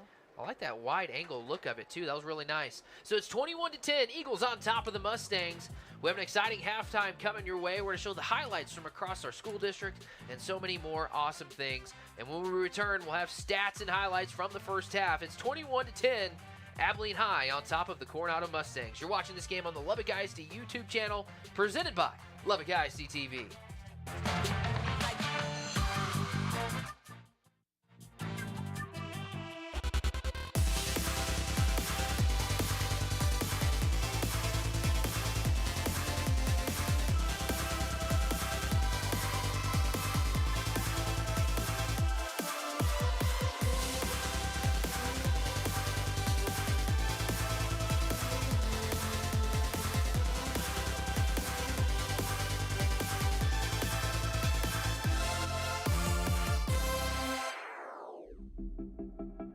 Welcome to Highlights. I'm Erin Gregg, joined by our production team of Lubbock ISD TV students. Health science specialists remain in high demand, and Lubbock ISD is proud to educate our next generation of professionals. Recently, practicum students at the Byron Martin Advanced Technology Center took part in a special ceremony to mark the start of their off-site training. We spoke with students about achieving this milestone. Beside each student, you will see... Well, today we did a ceremony for scrubs where they introduced us to the parents. They show us what we do, take our vows, and then they give us the scrubs and let us take pictures with each other. It's quite an honor. I love the medical field, and so to be able to have something that's a part of that is a really big deal. The program that I'm currently is a Certified Patient Care Technician, which is CPCT, and then CNA, Certified Nurse Aide. So for CPCT, we specialize in EKGs. We get EKG certified and phlebotomist certified. And then we get to learn the basic patient care for patients, basically in the hospital. And then for CNA, we just basically aid in the nursing homes and hospitals. I'm in the pharmacy technician program here at the ATC. So we learn our drugs, and so we have a list of over like 200 drugs that we have to memorize 3 names for, their generic, their trade, and also their category. Next step is clinicals. So we get to go to both Covenant and United and work in like a real pharmacy setting. I'm quite excited. Outside for me personally, I get to work at a surgery center. I get to help and do heart surgeries. And I get to do what's called left heart catheterizations, which we get to view the heart inside, and we get to do pacemakers, ICDs, and all that fun stuff. Well, my uncle's a pharmacist himself, so I'm really excited because that's what I want to do for my career. So with that in mind, I just want to be in that setting, and I want to learn how to do more with that. Basically what helped me is the teachers. They were able to provide like enough information for me to get to understand it, and I would say for anybody, those who are looking into it, they should definitely take a look at it and join it possibly. It's a really good program. I think more people should do it. I think they should take advantage of it, especially since it's not something that's offered everywhere. I feel like this is a really big blessing for LISD to have. Congratulations to all of our Scrubs recipients on your success. And for students interested in health sciences, we encourage you to speak with your counselor about all of the courses that we have available. We also want to let our community members know that all courses at the ATC have an advisory committee. Our instructors meet with industry professionals to make sure our students learn the most up-to-date skills needed for employment. If you'd like to serve on a committee, please reach out to our Byron Martin ATC at 806-219-2800. Stacy Carter is joining us in studio today. Stacy is our Director of School Safety and Security, and today we're talking about some special curriculum for our students. So Stacy, thanks for joining us. Thank you for having me. Well, we have you here because our families have likely seen communication this semester about some new curriculum for our students around some new topics. And so tell us a little bit about where this came from. Absolutely. So the Texas legislators wrote into some new laws, Senate Bill 9 and Senate Bill 11. And so at the beginning of the semester, they saw some Senate Bill 11 stuff that came out, and that was our Start with Hello week. But going into November, we're really focusing on the Senate Bill 9. And basically, we have to provide instruction to our kids on child abuse, dating violence, sex trafficking, all of those kinds of topics. And so to do that, in our elementary schools, we're implementing the Child Protection Unit, which is a curriculum from Second Step. And then in our secondary schools, we're putting in Play It Safe. And that'll be actually presented by our Children's Advocacy Center here in Lubbock. Okay, so let's go back to the first one with the Start with Hello. And so tell us a little bit more about what that initiative is about and what the curriculum details are.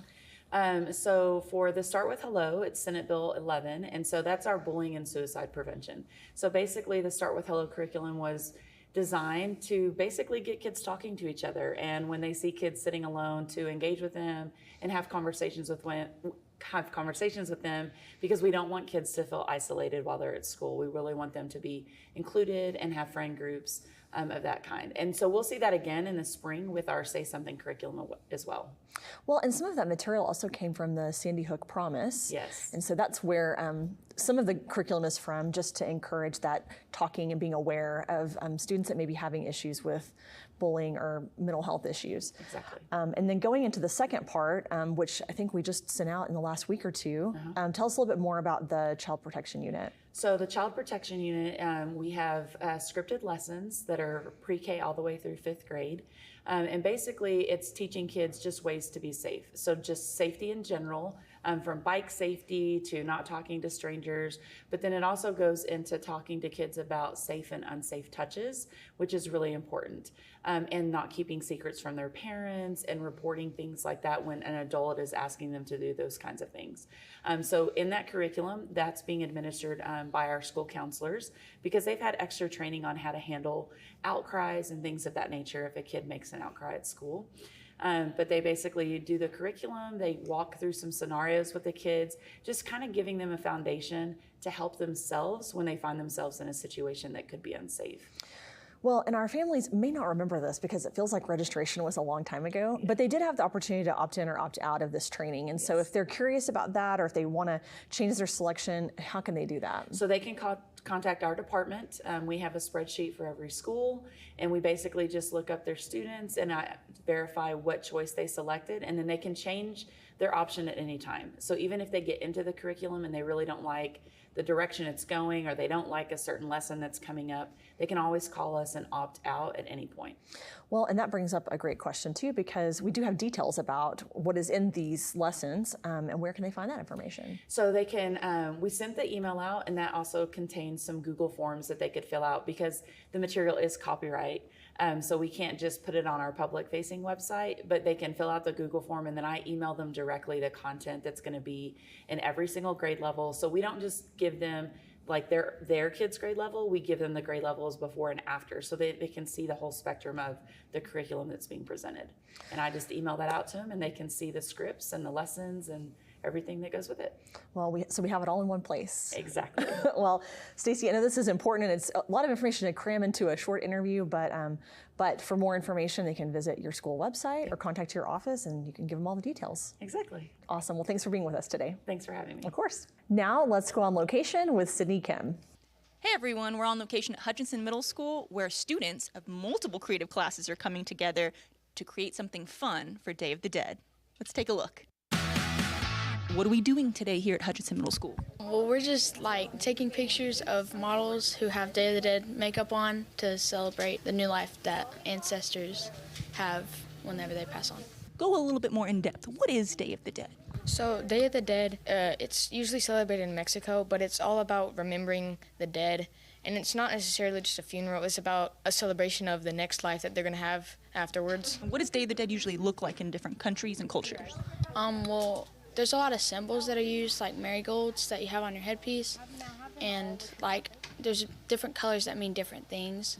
So orange is used to like guide the dead and to like show where they're supposed to go. And what other events happen usually besides being dressed up? What other things happen usually Dia de los Muertos?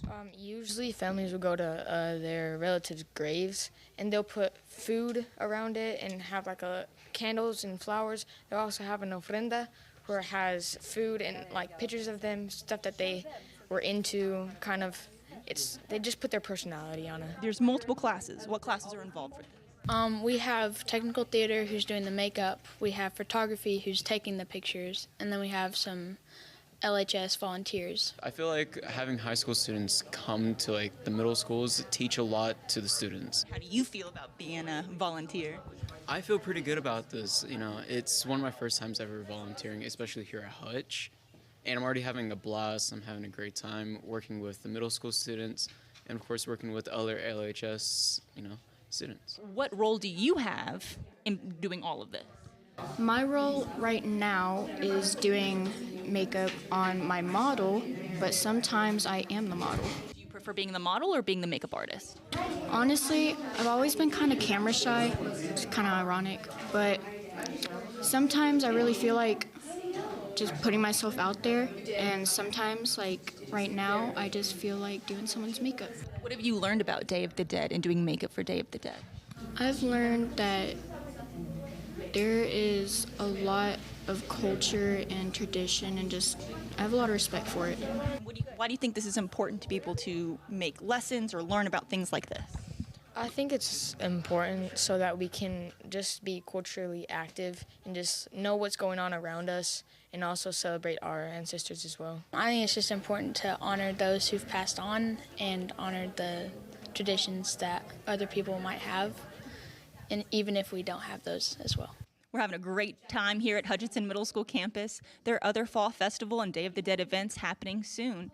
To learn more, go to your campus websites or check online on social media. Back to you, Erin. Thanks, Sydney. With colder weather upon us, students at Dunbar College Preparatory Academy are keeping warm thanks to a generous donation from 3 of our partners in education. But new sweatshirts aren't all that these partners provided. Phyllis Underwood shares more. We wanted to give back to Dunbar in a meaningful way through our Feeding Student Success Initiative that will start in 2020. So we have our food truck that's here behind us. We're feeding the entire student body and the staff. And then we're going inside with the Kickoff Law Firm and Reliant Energy to surprise the school in a big way. We have all teamed up together and provided their sweaters for the fall and winter. And I'm sponsoring the 360 video camera that you can see behind, just for the kids to after they get their Whataburger to have some fun behind the camera. Additionally, we sponsored the actual printing of these sweatshirts. So we printed all those, got those done for all the students. And we are also going to be providing them with checks for school grants. Share that Reliant is donating $1,000 to Dunbar Preparatory Academy. Today we were so excited to give a $1,000 grant to Dunbar Preparatory Academy. Education is very important to us.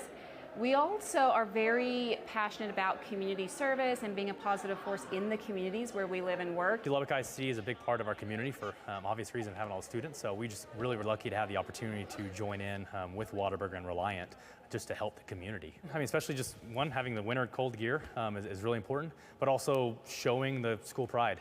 Being able to have every student have the same item to wear, showing their school through sports events or anything else, I think is just really important. Our students are our future. If we don't support our students when they're young and impressionable, what is the future? So with our Feeding Student Success that was started in 2020, Whataburger really wants to push that. They could end up being our next CEO, our next line cook. Everything counts and helps, and we want to be there to support it. A child's future looks so much brighter if they can get proper education and access and resources, and we understand that, and we'll always do what we can when we can to help support those programs. I am all about that. I was a former college recruiter, so I know what it takes to be attracted to colleges. In LISD, from its IB programming to its after school to its concentration on STEM and the arts, it does it all, and I absolutely love the Byron Martin ATC. All of the stuff that we do there, I wish would have been available when I was in high school. So I absolutely love the different programming that LISD has to offer. We love supporting Lubbock ISD. Anything we can do with Lubbock ISD is fun. We're here to support you and your students. So thank y'all for the support y'all give us. Thank you again to Whataburger, Reliant Energy, and the Keekler Law Firm.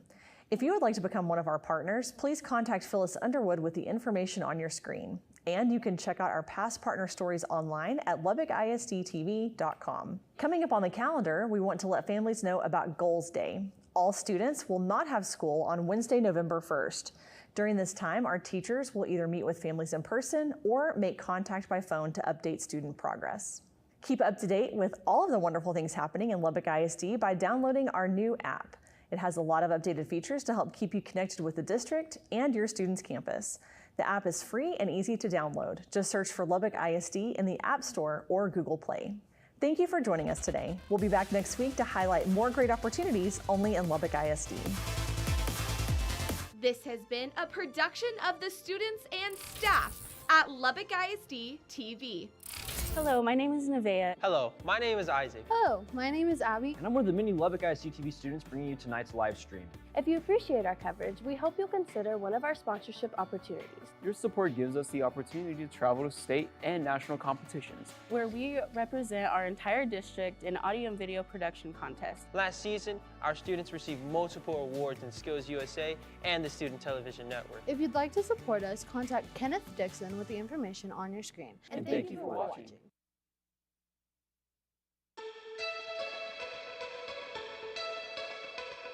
Career Day at Bean Elementary saw the Broncos visiting with a wide range of professionals, inspiring students to seek out career opportunities that align with their interests. We talked to the softball coach and a newspaper girl. One of them, they worked at Amigos United. Lubbock ISD students also visited the South Plains Career Expo at the Lubbock Memorial Civic Center. Groups visited with different employers and schools to explore the many opportunities that are available to them. Students from our Vocational Transition Center continue to support the South Plains Food Bank. The students volunteer their time to organize food bags, and this month they are also helping with Halloween prep. We have Spooky Orchard coming up on October the 28th, and we are having our VTC students right now help us bag candy for that event. Hutchinson Middle School continued their tradition of celebrating Dia de los Muertos. The Day of the Dead activities included theater students who did the makeup and styled models for photography students to photograph. Good morning. Matador Mondays kicked off at Alderson Elementary. Estacado High School students and staff welcomed the Eagles to class. Estacado plans to visit each of their feeder schools to continue to strengthen connections and their Matador pride. You got to come out here sometimes, support the kids, talk to them, let them know it's good to stay in school, be an athlete, nothing wrong with it. The Talkington School for Young Women Leaders celebrated student achievement during the Honors Sweater Ceremony. The award recognizes students who meet honor status with a 4.2 GPA or higher, and students who achieve an AP Scholar title for receiving a score of 3 or higher on 3 or more AP exams.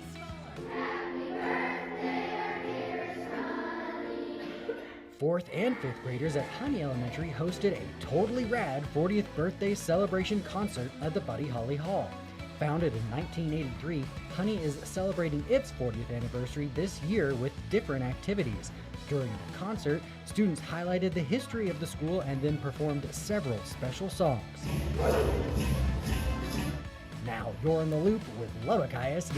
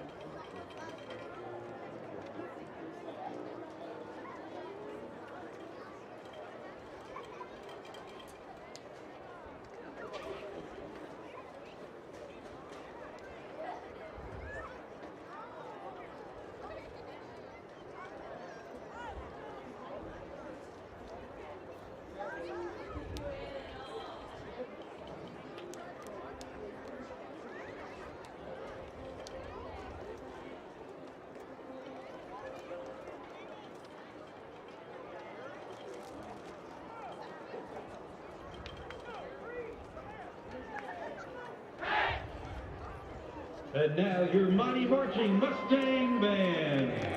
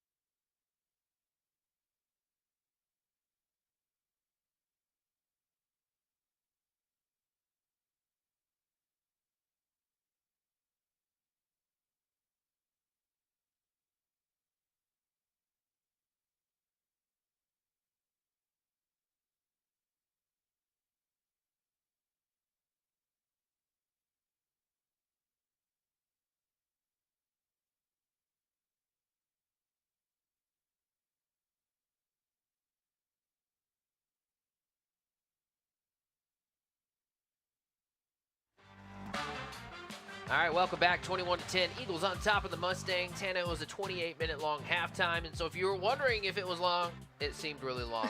Here are your halftime stats from the first half, and when you look at the halftime numbers, it took us a while to get our stats from the first half, but it looks kind of deceiving, right? 21-10 is the score, 88 total yards compared to 183 total yards.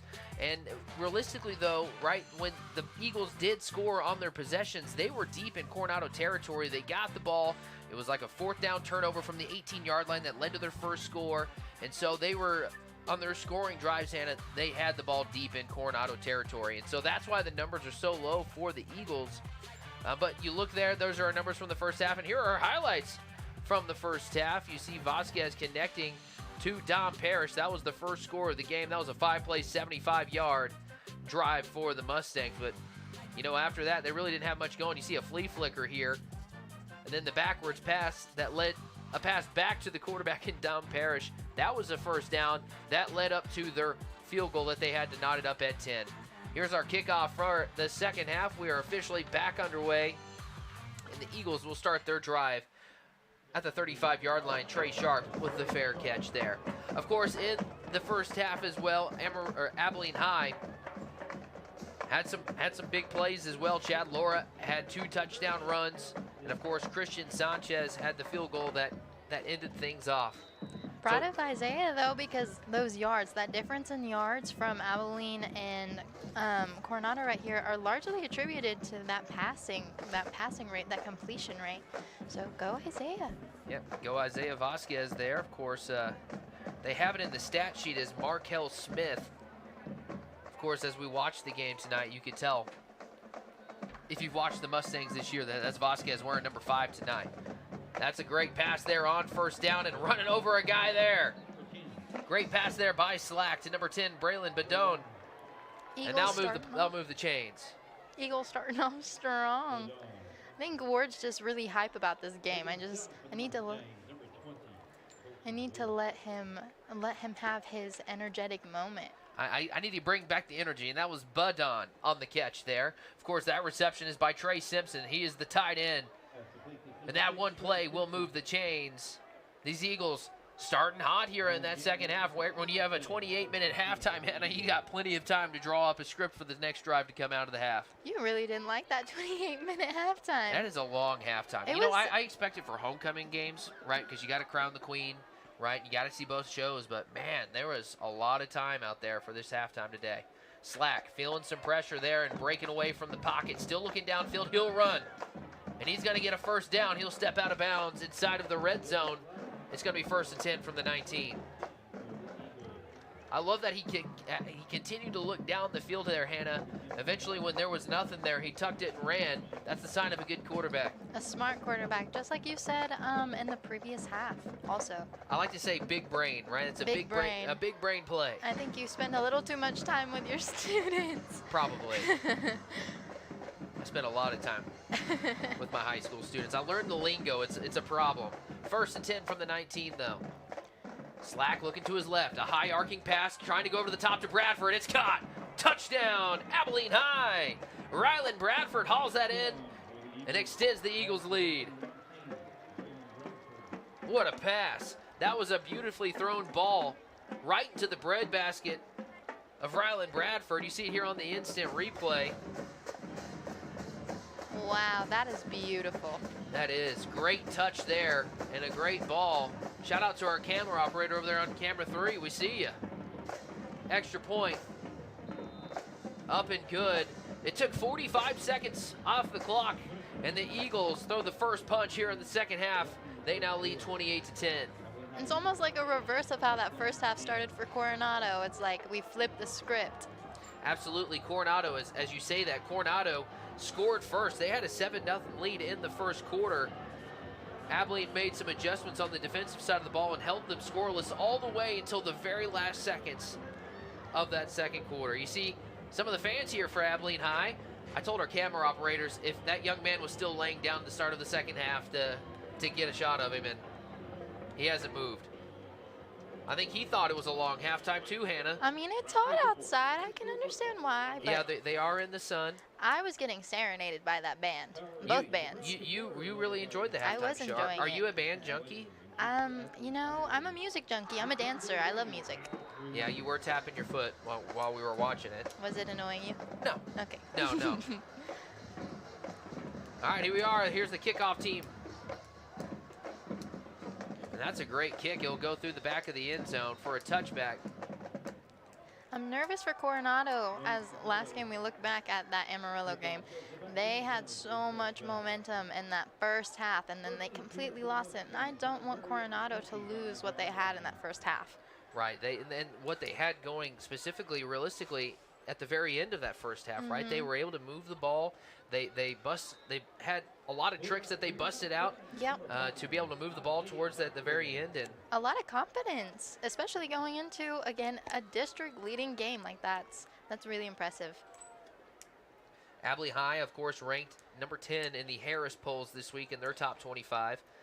They were ranked number 9 last week, and they dropped down 1 point after their victory, or 1 slot after their victory against Lubbock Cooper. Quarterback keeper there for Isaiah Vasquez. He scampered for about 8 yards on the play. He jumped for about 8 yards. He went from right here, and he just leapt forward. You know, yardage is yardage, no matter how you get it. Yeah, no matter how you get it. Now, you're playing with fire a little bit, though, if you're jumping like that, because you're leaving yourself exposed to get hit. Damarian Finch on the carry, getting stopped at the line, but trying to reach the ball forward to gain a yard on the play. It's going to be 3rd and 1. You know, have you seen those trick plays on TikTok and YouTube where they backflip for their yards and they soar over these players? Yeah, I've seen a few of those. Is that what you thought of about the play before, whenever he went flying to get an extra few yards? Yeah, he looked like an eagle, even though he's a Mustang. Now you're getting in on the puns. I know, it's really bad. I'm rubbing off on you. I think I need to leave your presence right now. All right, 3rd down and 1. 10 minutes to go here in the 3rd quarter. Rolling to his right is Vasquez. Caught by Dom Parrish. He was at about the line to gain. I don't know if he got it, though. It's going to come down to the spot. The Eagles have the ball, and I didn't hear a whistle to blow the play dead. The line judge is looking at each other, and they're saying touchdown. The Eagles are celebrating. Touchdown, Abilene High. Let's look at this instant replay. They're saying he wasn't down. The line judge didn't get a good look at it right there. The Eagles scoop and score. Oh, I bet that made Coronado another kind of angry, another kind of upset. Yeah, you see Coach Mann looking at the line judge with his arms out to the side, looking for answers right here. He's standing on the 14-yard line. You see him there. Hasn't broken eye contact yet from the official. Strike up the band. That's a score for Abilene High. A unique way to score, but it's a score. The extra point up. We were just talking about trick plays too. Trick plays on TikTok. I feel like that would be something that I would see on a trick play. Yeah, you see Coach Mann is frustrated, and rightfully so. He's at the end of the day, these coaches want answers, right? They want fairness for their players. Yeah, they do, and these officials are doing the best they can. And of course. They at the end of the day, they just want a fluid answer. Tell me what you saw, and then we'll live with it and move on. So here's the instant replay of it again, of the scoop and score. You see the Eagles. When the ball is on the ground and you don't hear the whistle, your job is to pick it up and go. And that's what they did right there. The score is going to be credited to number 24, Demetric Sanchez. Smart players, smart players. You can see the Abilene Eagle fans on that opposite side there. You saw it in your video. They are battling the sun over there. It is at that peak time right here in Lubbock where the east-facing stands are just getting hit by that sun that's starting to set behind the scoreboard or behind the press box. And it's so upsetting because we're in October. It is spooky season. It is supposed to be fall, and we are still hot. That's just part of living in Lubbock, right? In Texas. That's absolutely true. Here's the kickoff team again for. It's going to be returned here by Abraham Ragland. He's going to get to the 25. Getting a block there, and he'll be hit at about the 30-yard line. That was not Abraham Ragland. That was Alan Gant on the return.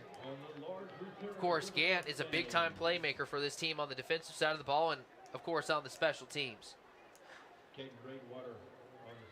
So Coronado comes back out for the second time on offense, and when a play like that happens, it can do a lot of different things to a team emotionally, right? It's obviously frustrating that a play like that happened that led to them scoring another touchdown for Abilene High, but it could be a motivator. Right, and that's what I was trying to say. It was like it needs to bring another sense of focus to the team. Mm-hmm. You want to see after when adversity hits, you want to see how you bounce back. Starting to see the teams for our next game start showing up. See Abilene Wiley over there showing up to the locker room in Lubbock High. They're getting ready for our 8 o'clock matchup that we have here. Hannah's going to, and a big sack on the play. The ball's loose. Damarian Finch recovers. And a negative play might turn into something positive. No, he just gets it back to the original line of scrimmage. Vasquez was rocked on that play, and you see Coach coming to check on him.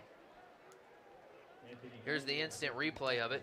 It's that backside blind side. He didn't see it coming, and there's not much he could do on it. Damarian Finch did the right thing, though, by being there and scooping that one up. Oh, and you see he communicated. He said, come like over here, because all of these players were over here and all of your Coronado players were stuck on this left side of the field. They didn't know what was going on. I'm really proud of myself on that one, Hannah. What? I usually say he got lit up like a Christmas tree, and I didn't say it. Yeah, I really need to. This will be my last game with you. Just play. Vasquez sidearm slinging it, and that's caught just right at the original line of scrimmage there, and so it won't be a gain of anything. But an impressive throw and catch there, as that reception is going to be to Cavante Carr. And it's better than nothing. It's better than going back. All right, let's hear from Kelly.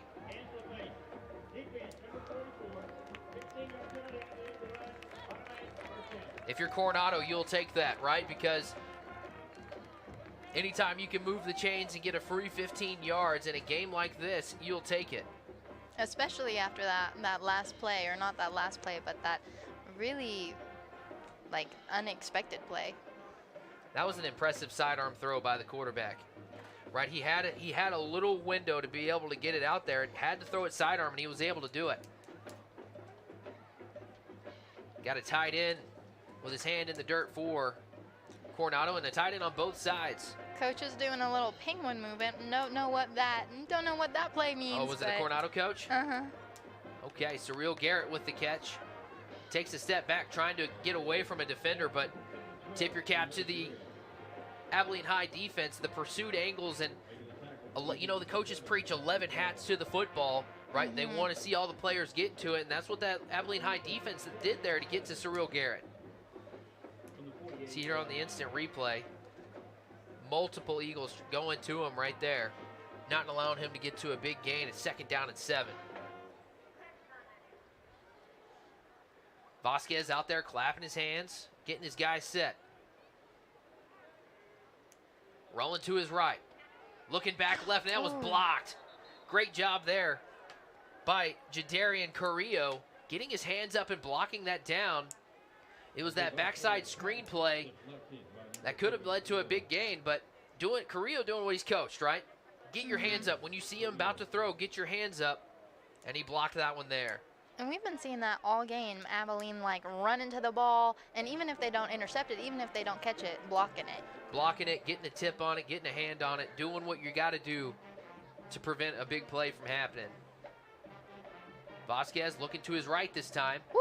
It was a low pass, but I think he caught it. I think so too. And the line judge says it's a 1st down. Move the chains. That's a big 1st down. They are now in Abilene High Eagle territory. That was a sharp pass. It was clean. And that, that's the amount of time Vasquez has to get that ball out, right? He has maybe 2 seconds max from catching that ball to having to get rid of it. It's all about timing, and he's starting to get it down here in the 3rd quarter. See the team looking to the sidelines. 3 different coaches calling plays over here for Coronado. All in unison, though. It's all the same thing. Vasquez kind of bobbled it there, but got it to Don Parrish. Parrish had nowhere to go, suffocated by Beckham Paul, the guy we highlighted in the pregame show, making the tackle. Beckham Paul there flying downfield, having to get by the blocker, Hannah, to be able to get to the receiver. Beckham Paul packs a heavy punch. I would not want to get hit by Beckham Paul if I was playing football. I wouldn't want to get hit by any of these guys. I'm like 5'8", and I think they would just. There's a reason why we're in the booth getting, talking about the game and not there trying to play it. Here we are, second down. Another pass, another catch. That's going to be good for about 8 yards on the play. Second down and long became third and manageable after that pass and catch. Of course, Cavante Carr on the reception. Well, we have run this clock pretty long. I feel like Coronado stretched out that clock. I didn't even realize how fast this has gone. Knock on wood, because Okay. similar to what we were talking about earlier, that can change real quick. I felt like that first half was really stretching out. It was kind of a long first half. But as you said there, right, they look to the sideline and the clock is moving a little bit. Yeah. 3rd and 6 now. Vasquez making a man move in motion. It's going to be a sweep here with Cyril Garrett. Trying to sidestep a defender, but he was tackled down immediately by the Eagles. I think Luke Fisher is going to get credit for that one. It's going to be 4th and 8. So now you're in a spot here, Hannah, where you got to make a decision if you're Coach DJ Mann, right? You see what the score is on the scoreboard, and it's 4th and 8. You are in their territory. You're going for it here, right? I would go for it. The offense is still out there on the field, so You got to trust it, though. You can't not know what you want to do in this moment. Vasquez stepping up, feeling some pressure. He's got to get rid of it. He does. Finch gets it. But he's not going to get enough for the first down. 3 different Eagles take him down, and it's going to be a turnover on downs. Vasquez immediately feeling pressure. The Eagles, I believe, only brought 4 players on that play, and he didn't have much time still to be able to get anything downfield. So tip your cap to the front line there for the defensive line for the Eagles. Now allowing him to have a chance to do anything there. So here comes this Abilene High Eagle offense for the second time here in the second half. Of course, they scored on their previous drive and also scored on a scoop and score when they were on defense. So they've scored twice here in the second half. It's now 35-10, and Slack is in at quarterback. Scratch that. That was Henry in at quarterback. It's going to be a pass, and that's caught to Bryson Perez. Perez hitting that outside corner, and it looks like he's going to be about half a yard short of that first down. That outside corner really seems to be a favorite of this Abilene team. I haven't seen them go down the center much in this second half. Yeah, they do like to play sideline to sideline, right? When you have a team that is so fast like they are, right? Let your playmakers hit that corner and see if they could beat the defender to that outside. Great observation there, Hannah. I have a really bad dad pun, but I'm not going to make it. Proud of you. Thank you. Slack over the middle as she says that. That's caught. 10-6. Should've knocked on Touchdown, wood. Abilene High.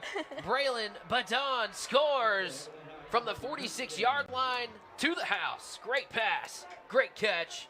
Abilene High extends their lead. You see here was a fake to Henry.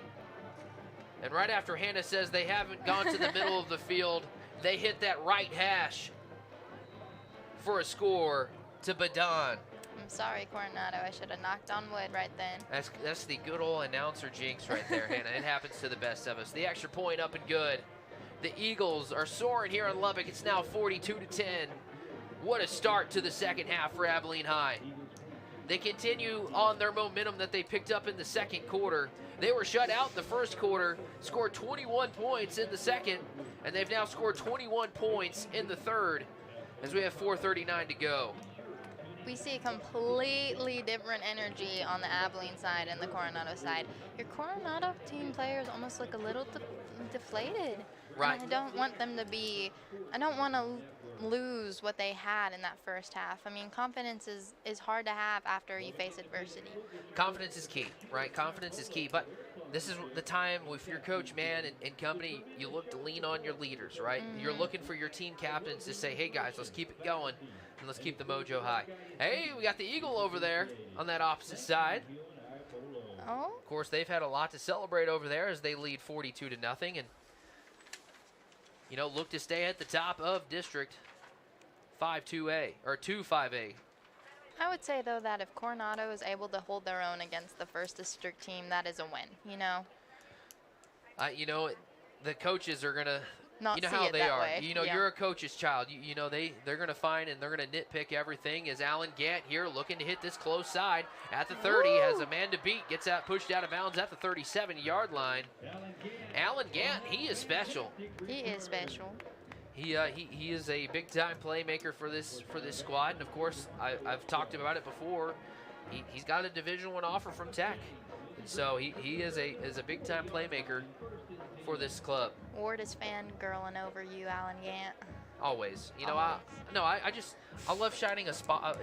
I'm positive. I'm the glass half full guy all the time. You're the advocate. Yes. The advocate. See the Coronado coaches coaching their team up hard down there on the sideline.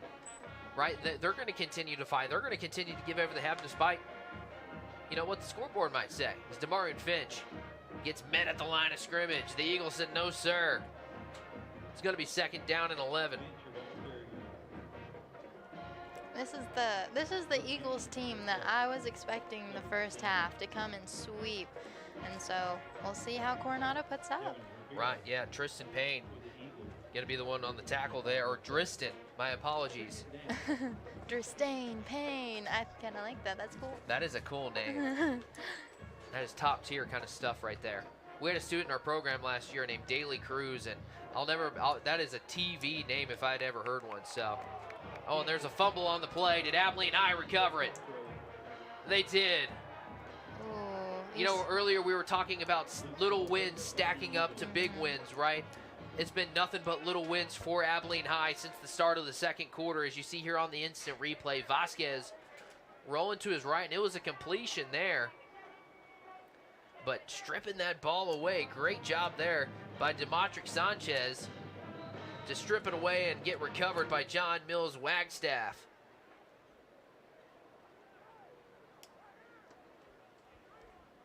So back comes this Abilene High offense. Slack still in at quarterback. Here in the third quarter. Once again, thank you guys for tuning in to this broadcast here from Lubbock, Texas, Lowry Field at PlainsCapital Park. Slack has an open receiver, slightly overthrowing Trey Simpson, just slightly out of the reach of him. But there is a flag on the play coming from the line judge here on this close side. Coach Mann walking out onto the field. We're going to hear from Kelly Robinson. Man, you can tell that sun is just, it's a battle out there. So hard to see at around this time of day is that the light from the stadium just barely creeps over the edge. Let's hear from Kelly. Number 58 on the offense. 5-yard penalty, repeat, first down. All right, so they're going to back him up 5 yards, and they'll repeat first down. See, Henry now going to be in at quarterback. And a new running back, it's Ethan Joyner. I think Slack needs to find his groove right now. He's been overthrowing his passes pretty consistently. Of course, this is Henry right here, and it's going to be a direct snap to him. He's got a blocker in front of him, sidestepping a defender, spinning out of a tackle, but eventually being taken down by Zakavian Washington. His lead blocker there was Dezon McGee. I like that, right? That play call there, because now it's first and 15 is now 2nd down and 4. See there on the design QB keeper. You know, that's what's so hard about defending Braden Henry is that we've seen him throw, we've seen him run. You know, as a defense, a lot of times when you see a new quarterback come in, you're thinking, see, as he throws the ball here, a lot of times when they do these QB changes, they don't throw the ball, they usually just run it. And that just adds another element to this offense that makes it so dynamic, as that pass was completed to Jackson Howell. And they're moving quick. Even though they're up by 32, they're continuing to set the pace and set the tone here. They're not slowing down one bit as they have the ball here at the 31. Henry's going to throw it. It's going to be caught by Howell. Great way to be patient and let the blocks develop. Flag thrown on the play, though. The flag does land at about the 20-yard line. It's got to be in the area of holding, right? Great offense, cutaway. number 19. Dodge. 10-yard penalty. Repeat, first down. Okay, so it was a holding against Abilene High. 8-yard penalty, right? A 10-yard penalty. Yep, 10-yard penalty, my bad. Well, as the clock continues to roll here, they'll replay the down. Here's Henry going to hand it off. No, he's going to keep it. I thought Jones had it for a split second. Henry's going to be stood at about the 25-yard line. You know, Hannah, if you get 5 yards every play like this Abilene High team is doing right now, it's going to eventually lead you to the blue turf. This is super effective offense right here, right? Just nickeling and diming your way down the field. And I think they're close enough that in this 2 minutes that we have left, that method is going to work for them. Oh, definitely, as we are getting down towards the end of this third quarter. Slack back in at quarterback, going over to the top to Bray. Oh, wow, what a catch! The one-handed snag there by Rylan Bradford. Extend this Abilene High lead. What a play, what a catch. Things continue to go in the right way for Abilene High. I want to see this instant replay. That was a one-handed snag with a defender draped all over him. He makes the big-time play. Pretty catch. Pretty catch, pretty camera work by our crew here at Lubbock ISD TV. You know, the coach actually, in last interview on the last game with Cooper, that kick was good. It was good, yep. And It is the last 49-10. interview with Cooper was like, Rylan Bradford really stepped up, and he worked real hard in the off season, and he was able to like get rid of that sophomore mistakes that he had, you know, when you're a younger player. And you Naturally see him, happens. Of course, and now you see him stepping up and doing one-handed catches. I mean, that's got to boost your confidence. Right. Abilene High is now 4 for 4, or 3. They're 3 for 3 on offense, but they did have that scoop and score. They've now scored 4 touchdowns here in this third quarter. They have been dominant here in this third quarter. Everything that they've wanted to do, they've been able to do, and it has been really impressive to see. Definitely. Of course, we're so grateful for all 210 people tuning in right now on our live stream. And hi, 210 people. Yes, and we're getting more likes and more subscribers, and we are so grateful. We're at 1.76 thousand subscribers. That's awesome. Nice. Maybe the goal by the end of the night is 1.8, because of course we do have another game after this. If you're a fan of either one of these teams and you want to stick around, we got another matchup coming your way as Lubbock High hosts Abilene Wiley. Woo! Stay for the Westerner game. Of course, I kind of alluded to it earlier, and I completely forgot to bring it back up. Y'all, you don't even understand. Hannah's got a busy, busy night. She's going to be up here in the booth, and then we'll be downstairs as in a Rough Rider for the Lubbock High team. Of course, if you're not familiar with Rough Riders, they are like the unofficial mascot, I guess, of Lubbock High. You know what we want to do now, though? We need to talk about our food sponsorship. I want to thank our food sponsorship for tonight's game and our doubleheader here at Lowry Field. It's Chick-fil-A. They've taken care of us all year, and they'll take care of you too. They are the ones that popularized the chicken sandwich, and they did it for a reason, right? Yeah, so go check them out today at Chick-fil-A. At Chick-fil-A. Yeah, go check them out at Chick-fil-A. Did you know that they, I'm going to keep going on it. You knew it was coming. Chick-fil-A's secret chicken recipe has been hidden away from everybody and has it locked up in a vault in their headquarters in Atlanta. So you can't get a hold of it. No, you can't even try either, yeah. There's no way you're going to be able to get it. Thank you to Chick-fil-A, though, in all seriousness. They've really stepped up and helped us out this year and fed our crew and kept us nourished and ready to roll for our games. That's the parent in me right there, right? Yep. You like the sweet tea there? I like the lemonade there. I like all of it. I do like Chick-fil-A, Mr. Ward. I'm starving. I can tell. I'm ready to go eat some Chick-fil-A. Here's Vasquez looking to his right. Has a one-on-one matchup with Surreal Garrett, and that was a battle, and will fall incomplete. They're attacking those one-on-one matchups, Hannah, and eventually, right, one will fall your way. Surreal Garrett is also one of Coronado's fastest players. He understands the need for speed and is the maverick of Coronado's team. That just made me smile from ear to ear. You're welcome for that. I had a student last year that made me painted it for me, and I guarantee you she's here working tonight. A king of cheese. She painted, and it was like a little mouse holding a piece of cheese. And I'm sorry. I am the king of cheese. Yep. 3rd down and 9, a minute to go here in the third. Vasquez, who has a receiver, and it's going to be caught by Dom Parrish. He will be short of the line to gain. He's at the 31-yard line.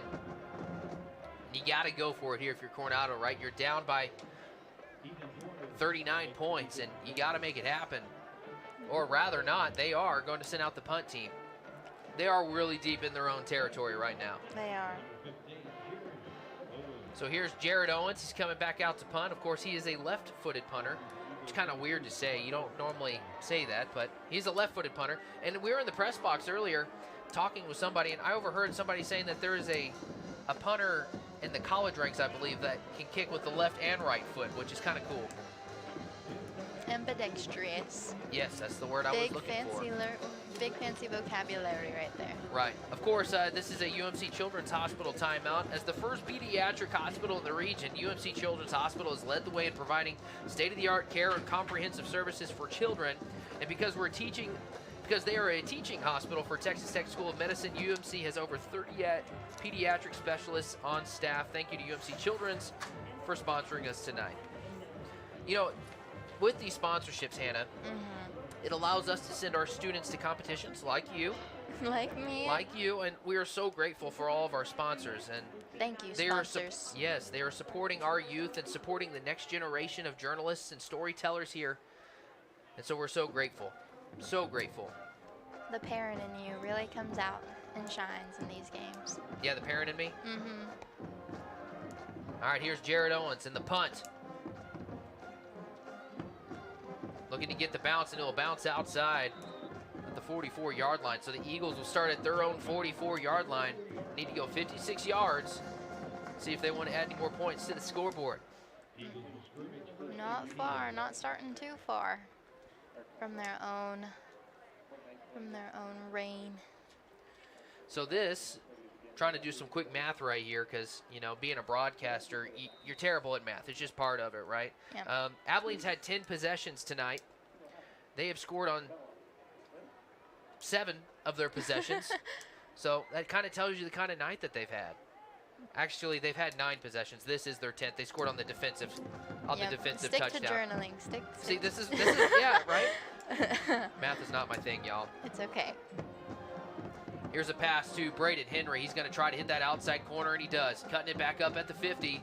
Still powering his way. Will get the first down. One play, move the chains. Again, this Abilene High offense moving the ball at a high, efficient rate. I feel like Braden Henry and Surreal Garrett have really similar styles of just taking and running and taking it and finding whatever pocket they can and sprinting. They're extremely fast players. I'm going to steal that pocket. I always say seam, I always say gap, but I never say pocket. I'm going to add that to my arsenal of words. And I believe that's going to do it for the, no, it's a timeout. All right, there you go. It's Abilene High's timeout. I do have one more timeout sponsorship read. You want me to read it? Okay. This season, UMC Children's Hospital is our timeout sponsor. Thank you to UMC Children's Hospital again for sending our students to our competitions. And thank you for helping our youth across the South Plains. We are so grateful for your support. There you go, I did it. And he marks it off the list. We are so grateful. Again, and we're so grateful for Lubbock ISD for allowing us to bring y'all these games here on YouTube and for allowing us to have students in the booth. This is the first time Hannah has ever done this. It is, and I think if you can tell. You're killing it. I'm really proud of you. This has been a great, you're setting the bar high for your future games. Oh, growth is important. She's a junior, so she'll be back this year, probably during basketball. And if you stick around for the Lubbock High game, you might be able to put a name to the face. Absolutely, yeah. We're gonna get a clip of you. Henry feeling some pressure. The buzzer went off for the third quarter. He throws it up to. Oh, and it's another touchdown catch. Rylan Bradford continues to have a great night. I believe that's his 3rd touchdown reception. Oh. So that's going to be the end of the quarter. The touchdown's going to be coming back, and we're going to be running it back in the 4th quarter. When we come back, we'll have more exciting action here at Lowry Field at PlainsCapital Park. That young man has had himself a night. Will it continue? We'll have to wait and see. It's 49-10. We'll be back right after this.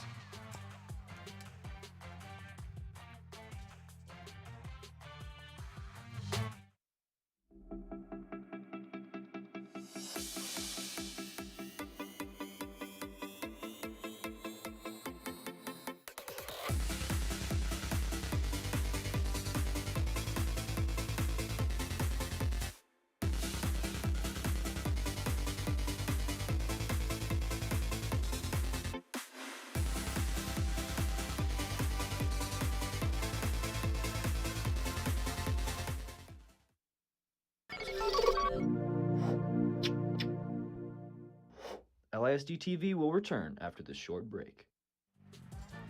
All right, so here's your instant replay of it. Number 67, Jacob Wilson, was called for the penalty. So that touchdown right there. Over 60 yards. That is going to come back. incredible. But here's Chad Lara here on the first down carry. He made up all the yards that they had lost on that penalty and more. 1st and 20 is now 2nd down and about 7. That's a great run there by Laura. And quickly back to the line of scrimmage is Abilene High. I love this style of offense. It's so fun to watch. As Henry's going to keep the ball here. He's got the first down and more. He's got a chance to go to the distance. Allen Gant, the last man standing, pushes him out of bounds. And again, they're running quickly back up to the line of scrimmage. The chain crew doesn't even have a chance to really get set before Abilene High is ready to roll on to the next play. They are sprinting, the chain crew. It's fun to watch. Because, you know, fast keeps you engaged, and it's really fun. Henry's going to keep it here. Feeling some pressure, bobbing and weaving his way through traffic, throwing it now. Woo! Oh, my goodness, what a play. And that's going to be caught and tackled at about the 23-yard line. I'm trying to see who that is. That's how you handle pressure. That's Jackson Howell right there. Absolutely, a 1,000,000%.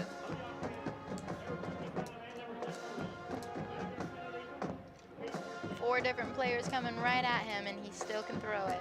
But it is coming back. There was an illegal player downfield, and that is one of the bad things about, you know, he's maneuvering his way around the pocket, trying to find somebody down the field. But that amount of time that he was trying to maneuver his way around everybody, one of the linemen was downfield.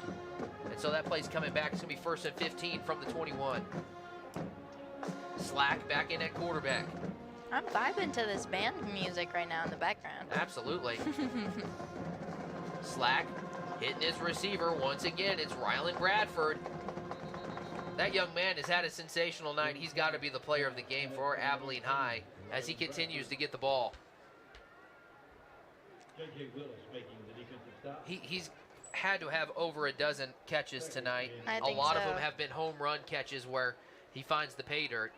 And at some point, right, as the quarterback is Slack, you start to realize it's like, hey, this guy's has got the hot hand tonight. Let's keep feeding him. And you're starting to see it pay off for him. 2nd and 1. Looking to the left is Slack, rolling now to his left. Over the middle. Whoa! Two Eagles almost collided right there. That's where you need that communication that came in with Coronado. I think that is something that Coronado handles a little better than the Eagles, is they know how to communicate with both their coaches and across the field no matter what's going on. We've seen a lot of communication tonight, great communication. It's one of those spots right there where Slack threw it to only where one of his receivers. So that was a great move there by Slack to put it in a spot where only an Eagle could come away with it. Only an Eagle. Only an Eagle. 3rd and 1 now. We are in the 4th quarter. Pistol formation for the Eagles. It's going to be Laura on the carry. He needs a yard to get the first down, and I think he got it. Definitely did. It's going to be 1st and goal from the 3-yard line. Chad Laura's done a really good job when he's gotten his opportunities today, getting the yards that they need, right? They've put him in these situations on like the 3rd and shorts, 4th and shorts, and he's been able to get it. I think he's the best at not being afraid and just keeping going no matter who's on him. Right. Now, this is my favorite kind of football. You know, we're talking about moving fast. I love the I formation. It's because it reminds you of basketball. No, it reminds me of the offense that we ran when I was in middle school. Oh. It's Chad Laura. Oh, great cut, great score. Woo! Give him 6. Touchdown, Abilene High. It's now 55-10. That's a smart running back play right there. Almost completely open. It looked like he was supposed to go off the B gap right there. And look at that. Stutter stepped, cut it outside. He scores going in untouched. It's 55-10. That would be my favorite kind of play, is being untouched. Yeah, not getting hit. Absolutely.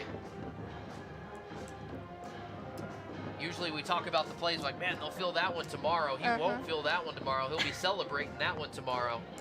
And the Eagles extend their lead. It's now 56-10. You know, I was really hoping that it wouldn't end up like this, but it looks like they're repeating their last game where they can play the first half and then they kind of simmer down. Coronado. It's you know, at this 5A level, it's all about depth, right? Do you have a 1 and 2 deep roster, right? Your one or your second player at each position needs to be as good as your one, and they're a young team right now. Coronado is. They're playing a lot of sophomores and a lot of juniors, and the future is so bright for this program. And right, they're learning a lot this year, right? While Abilene High on the other side, if you look at their roster, you see seniors across the board, and the experience for them is starting to show, and they're flexing their muscles a little bit, right? And they're hitting their stride at the right time. Watch out for Abilene High. They're going to be a team that's going to make a run this season in the postseason, and it's going to be fun to watch. Yeah, very similar Coronado to Lubbock High in terms of having a young team, not having the depth that some of these other schools have with a senior starting lineup. So I definitely can relate to that as a Westerner, seeing that on the field. Well, and if you look at the middle school programs for Coronado, for Monterey, and all of our feeder schools, the middle schools in Lubbock ISD are doing really well this season. And so when you look at it, like I remember seeing a post by Coach Mann earlier this year, the offensive line at one of the middle schools that feeds into Coronado is like a really big bright point, right? Mm-hmm. The game a lot of times starts in the trenches, right? The backbone of any team is your offensive defensive line. And so when you look at that, you're like, okay, we see it, right? We see the future here, and we see that it's bright. But you know how these coaches operate. They don't think about that. They think the time is now, and if you're Coronado, you're still wanting to push all your chips in because you're still on the hunt for that 3rd and 4th playoff spot.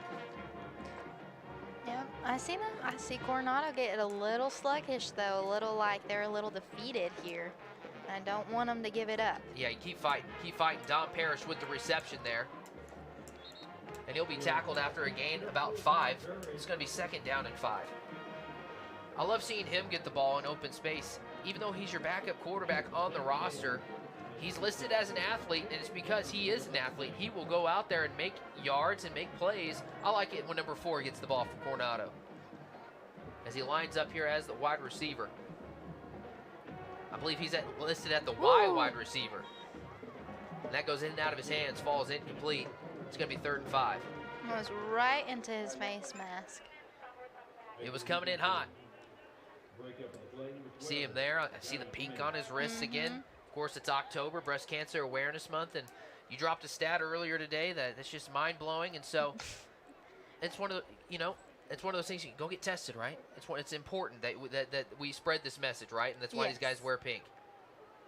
That ball's going to go incomplete. He was trying to hit Cyril Garrett there, in and out of his hands. The defender really didn't have a chance, didn't even look really there. Nope. Great coverage. Cyril Garrett does not look happy about that either. Yeah, let's look at this instant replay here. Yeah, he was getting, it was a physical play, right? He was looking for a call and didn't get it. It's going to be 4th and 5. See the punt team coming back out. Jared Owens is going to punt the football here for the Mustangs. That was a great snap for Owens. And a spiraling punt. That's got to be his best of the night, right? As that one rolls out of bounds at the 22-yard line. Hey, there you go. That's a 50-yard punt by Jared Owens. We still can't get over that one punt where we were like, beautiful, and then they completely run it. Yeah, they ran the opposite side. Okay, it was not a 50-yard. That was a 40-yard punt. Again, math, not my forte. It's okay. It's just part of it. Also, spelling. It's okay, me too. I struggle to spell, but I've noticed that when I read your scripts live on TV for the first time. It happens. It happens.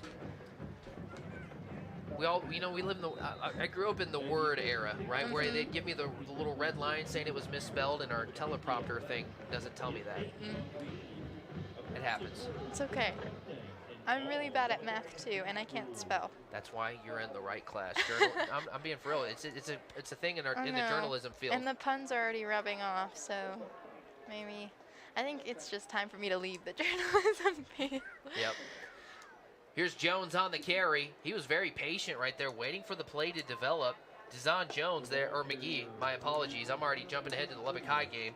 Dezon McGee there on the carry. I like that run there by McGee. But here's 2nd down and 3 from the 29. Trips here on this close side. Of course, Braden Henry at quarterback. Looking to his left, has a one-on-one matchup, trying to go back shoulder. Falls incomplete. He was trying to hit Berlon Bedon. I finally get his name right. I appreciate our producer helping me out with that one. A little overshot that pass, just a wee bit. I think. I like it though. When you have a one-on-one matchup like that, why not attack it, right? I think so too, but I think you have to trust it. I mean, he does trust it, but. Yep. He let it go. All right, here we go. Third down. It's going to be Henry on the quarterback keeper. He's got to break away from a tackle. He does get the first down. That will move the chains, and the clock, as he stayed in bounds, will continue to roll.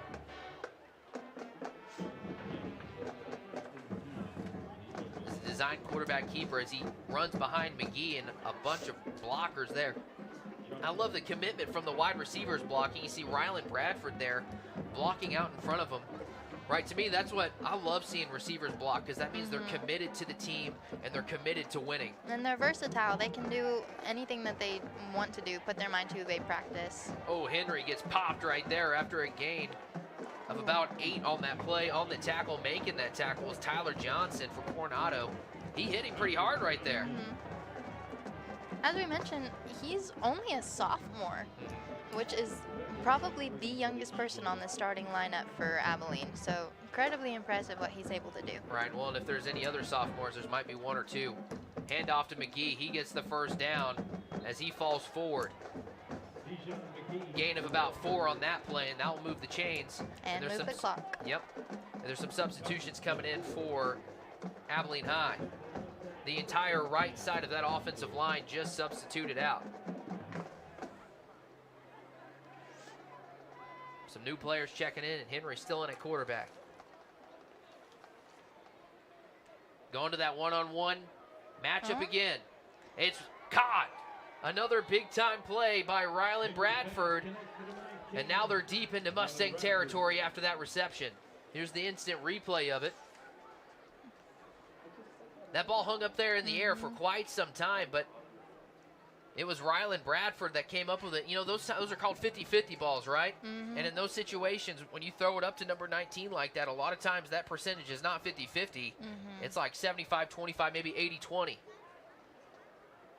Going back to that far side once again and showing some great speed right there. I think that was Bryson Perez with that catch, and he's close to the first down marker. It's going to be about half a yard short. Into that corner, I think that's their most reliable, is having that corner play always available and open. Sideline to sideline. Sideline to sideline. It's fun. It's really effective whenever you have speed, team speed like this Abilene High team does. The need for speed. Yeah. Especially at the big school level, it is so important that you have players like this on your team, and Abilene High's got it. It's going to be a handoff to McGee. Dancing his way forward. He's going to get the first down, move the chains. It's going to be first and goal from the 10-yard line. Just slowly edging up there. I was expecting a little more from the defense, especially that trio, the Willie Parker, Zacavian Washington, and Abraham trio. Expecting a little more. It's just one of those things with Abilene High. They got so many weapons. They can move the ball around to so many different targets that it's hard to cover. And when you have, it's like, oh, they got to go against all 11. McGee here is going to scamper in for the score. Touchdown, Eagles. McGee showing some speed there, and that extends their lead. This fourth quarter has really been McGee's quarter. He's kind of you're right, yeah. He's stepped up to the plate. He has. And the streak of scoring on every drive in the second half continues for Abilene High. They are 5 for 5 on offense here in the second half. Of course, they had a scoop and score on Coronado's first possession of the second half. Extra points up and good. It's now 63-10. Scoring 9 touchdowns in a game is extremely tough. It is. And that goes to show how talented this Abilene High team is. Yep, and then it goes to show their stamina. I mean, we started off extremely hot, and then we keep pushing on. In that first quarter, they could have really like slowed down that momentum. They could have lost their stamina, but they don't. And that also has to do with the depth that they have that Coronado doesn't have. So I can understand at some level. Of course, again, we want to remind everybody to tune in for our next game. I'm going to continue to promote it because we're going to be back here, and we're going to continue to work hard to bring you the best coverage that we can of our broadcasts as we have Lubbock High taking on Abilene Wiley. See Coach DJ Mann.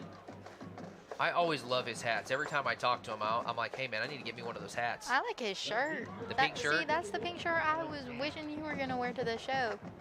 Oh, just all pink is what you're saying. Yes, we got to do the whole thing. Here's the kickoff right here, recovered by the Mustangs. Kind of running backwards here, trying to hit this corner. Oh, and does hit the corner. Woo! Gets pushed out of bounds. Ran at least 50 yards to gain about 10 on it, but you like that by your return team. Roundabout way all the way around. I believe that was Andre Flores on that return. Of course, he's a senior on this team. And so here comes this Coronado Mustang offense with 5:47 to go. You know, a lot of times in these games when they kind of get out of, you know, the scoring kind of gets a little out of hand on one side, you kind of tell yourself, okay, on this drive, we want to see something out of here so that you have something to build off of as you get ready to go into next week. And so this is that drive for Coronado with 5:47 to go. You want to see your offense do something here.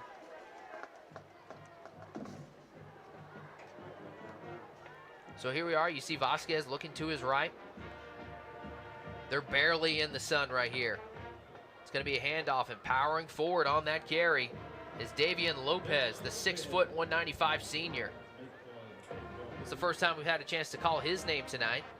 And I like that run by him there, Hannah. He lowered his pads once he got hit at the line of scrimmage. Yards after contact is a stat I love.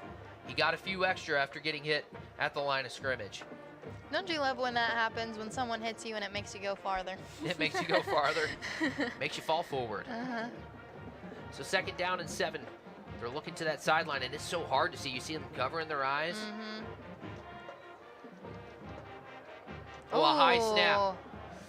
Yikes. Davian Lopez comes away with it as it's a one-hopper, and he gets back to what was the original 1st and 10. It's going to be now 3rd down and about 10. That sun is not Coronado's friend. No, it's not. That was a high snap just over the head of both of the players there. But that hop, right, because when the football lands on the ground, you never know where it's going to go. Lopez, right place, right time, to able to scoop that up and at least not lose, you know, as many yards as they thought. He was able to get back to what was the original 1st and 10. It's going to be 3rd down and about 10. No, one thing I will say, Coronado, and they're 10-63 right now, they have improved a lot in terms of fumbling, as we just saw them drop that ball. But last game, there was so many fumbles with Amarillo, and this game, not a lot. You know, and they focus on those kind of things, right? And growth is important no matter what. No matter how bad you lose, no matter what anybody else is saying, what really matters is that you improve and that you build upon what you did wrong. So here's the punt team coming out for Coronado. Jared Owens back deep. Of course, he just had a great 40-yard punt right there. His best of the night, and it was a spiral. Of course, the wind is to his back. And so this is whenever, as a punter, you're smiling a little bit when you get these opportunities because this is your chance to do something special with it. A good snap to him. And another solid kick with a great bounce to it. It's going to be recovered at about the 20-yard line and pushed out of bounds at the 25 is Demetric Sanchez. That was another solid punt there by Jared Owens. What? You sound like such a proud teacher. I am. He's a good one. I'm a big fan of his. Big fan. All right, 3:25 to go, 63-10. So with Abilene High looking like they're going to get the victory tonight. They're going to get the victory tonight. They will improve to 5-0 in district play, 7-2 on the season.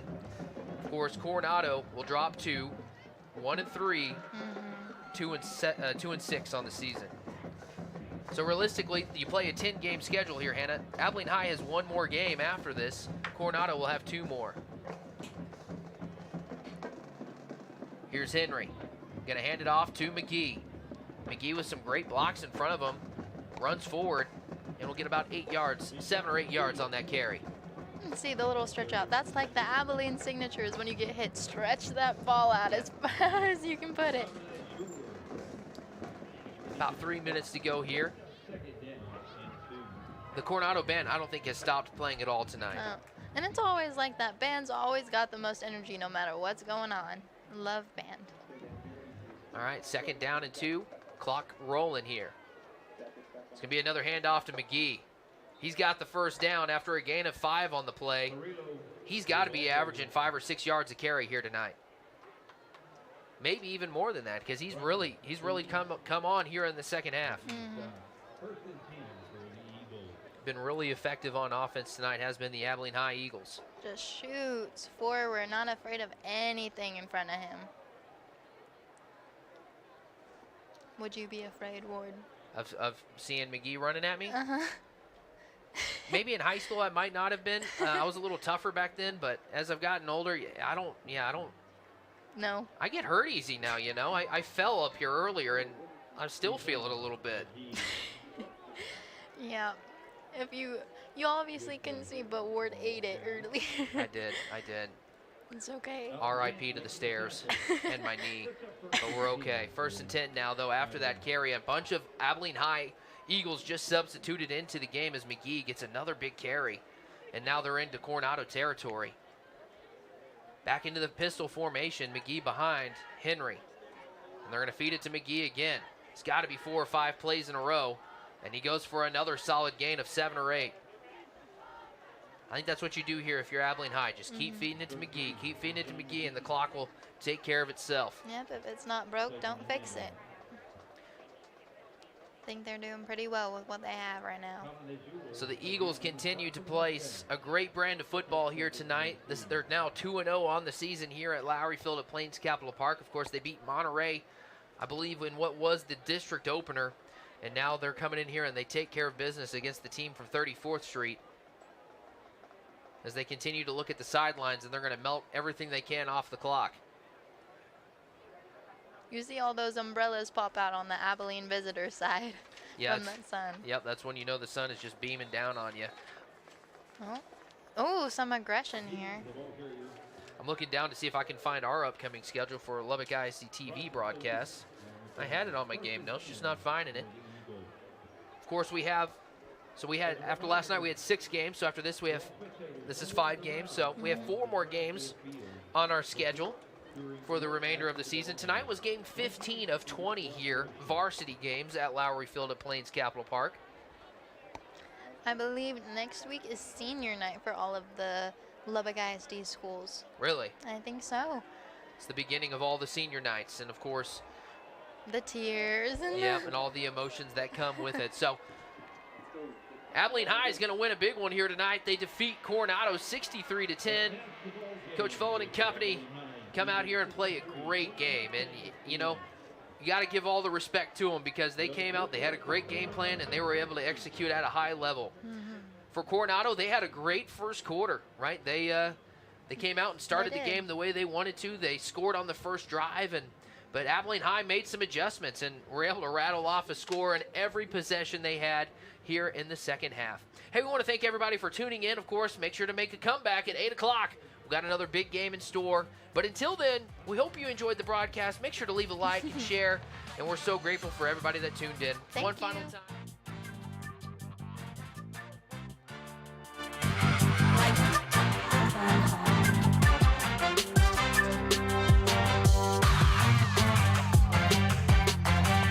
This has been a production of the students and staff at Lubbock ISD TV.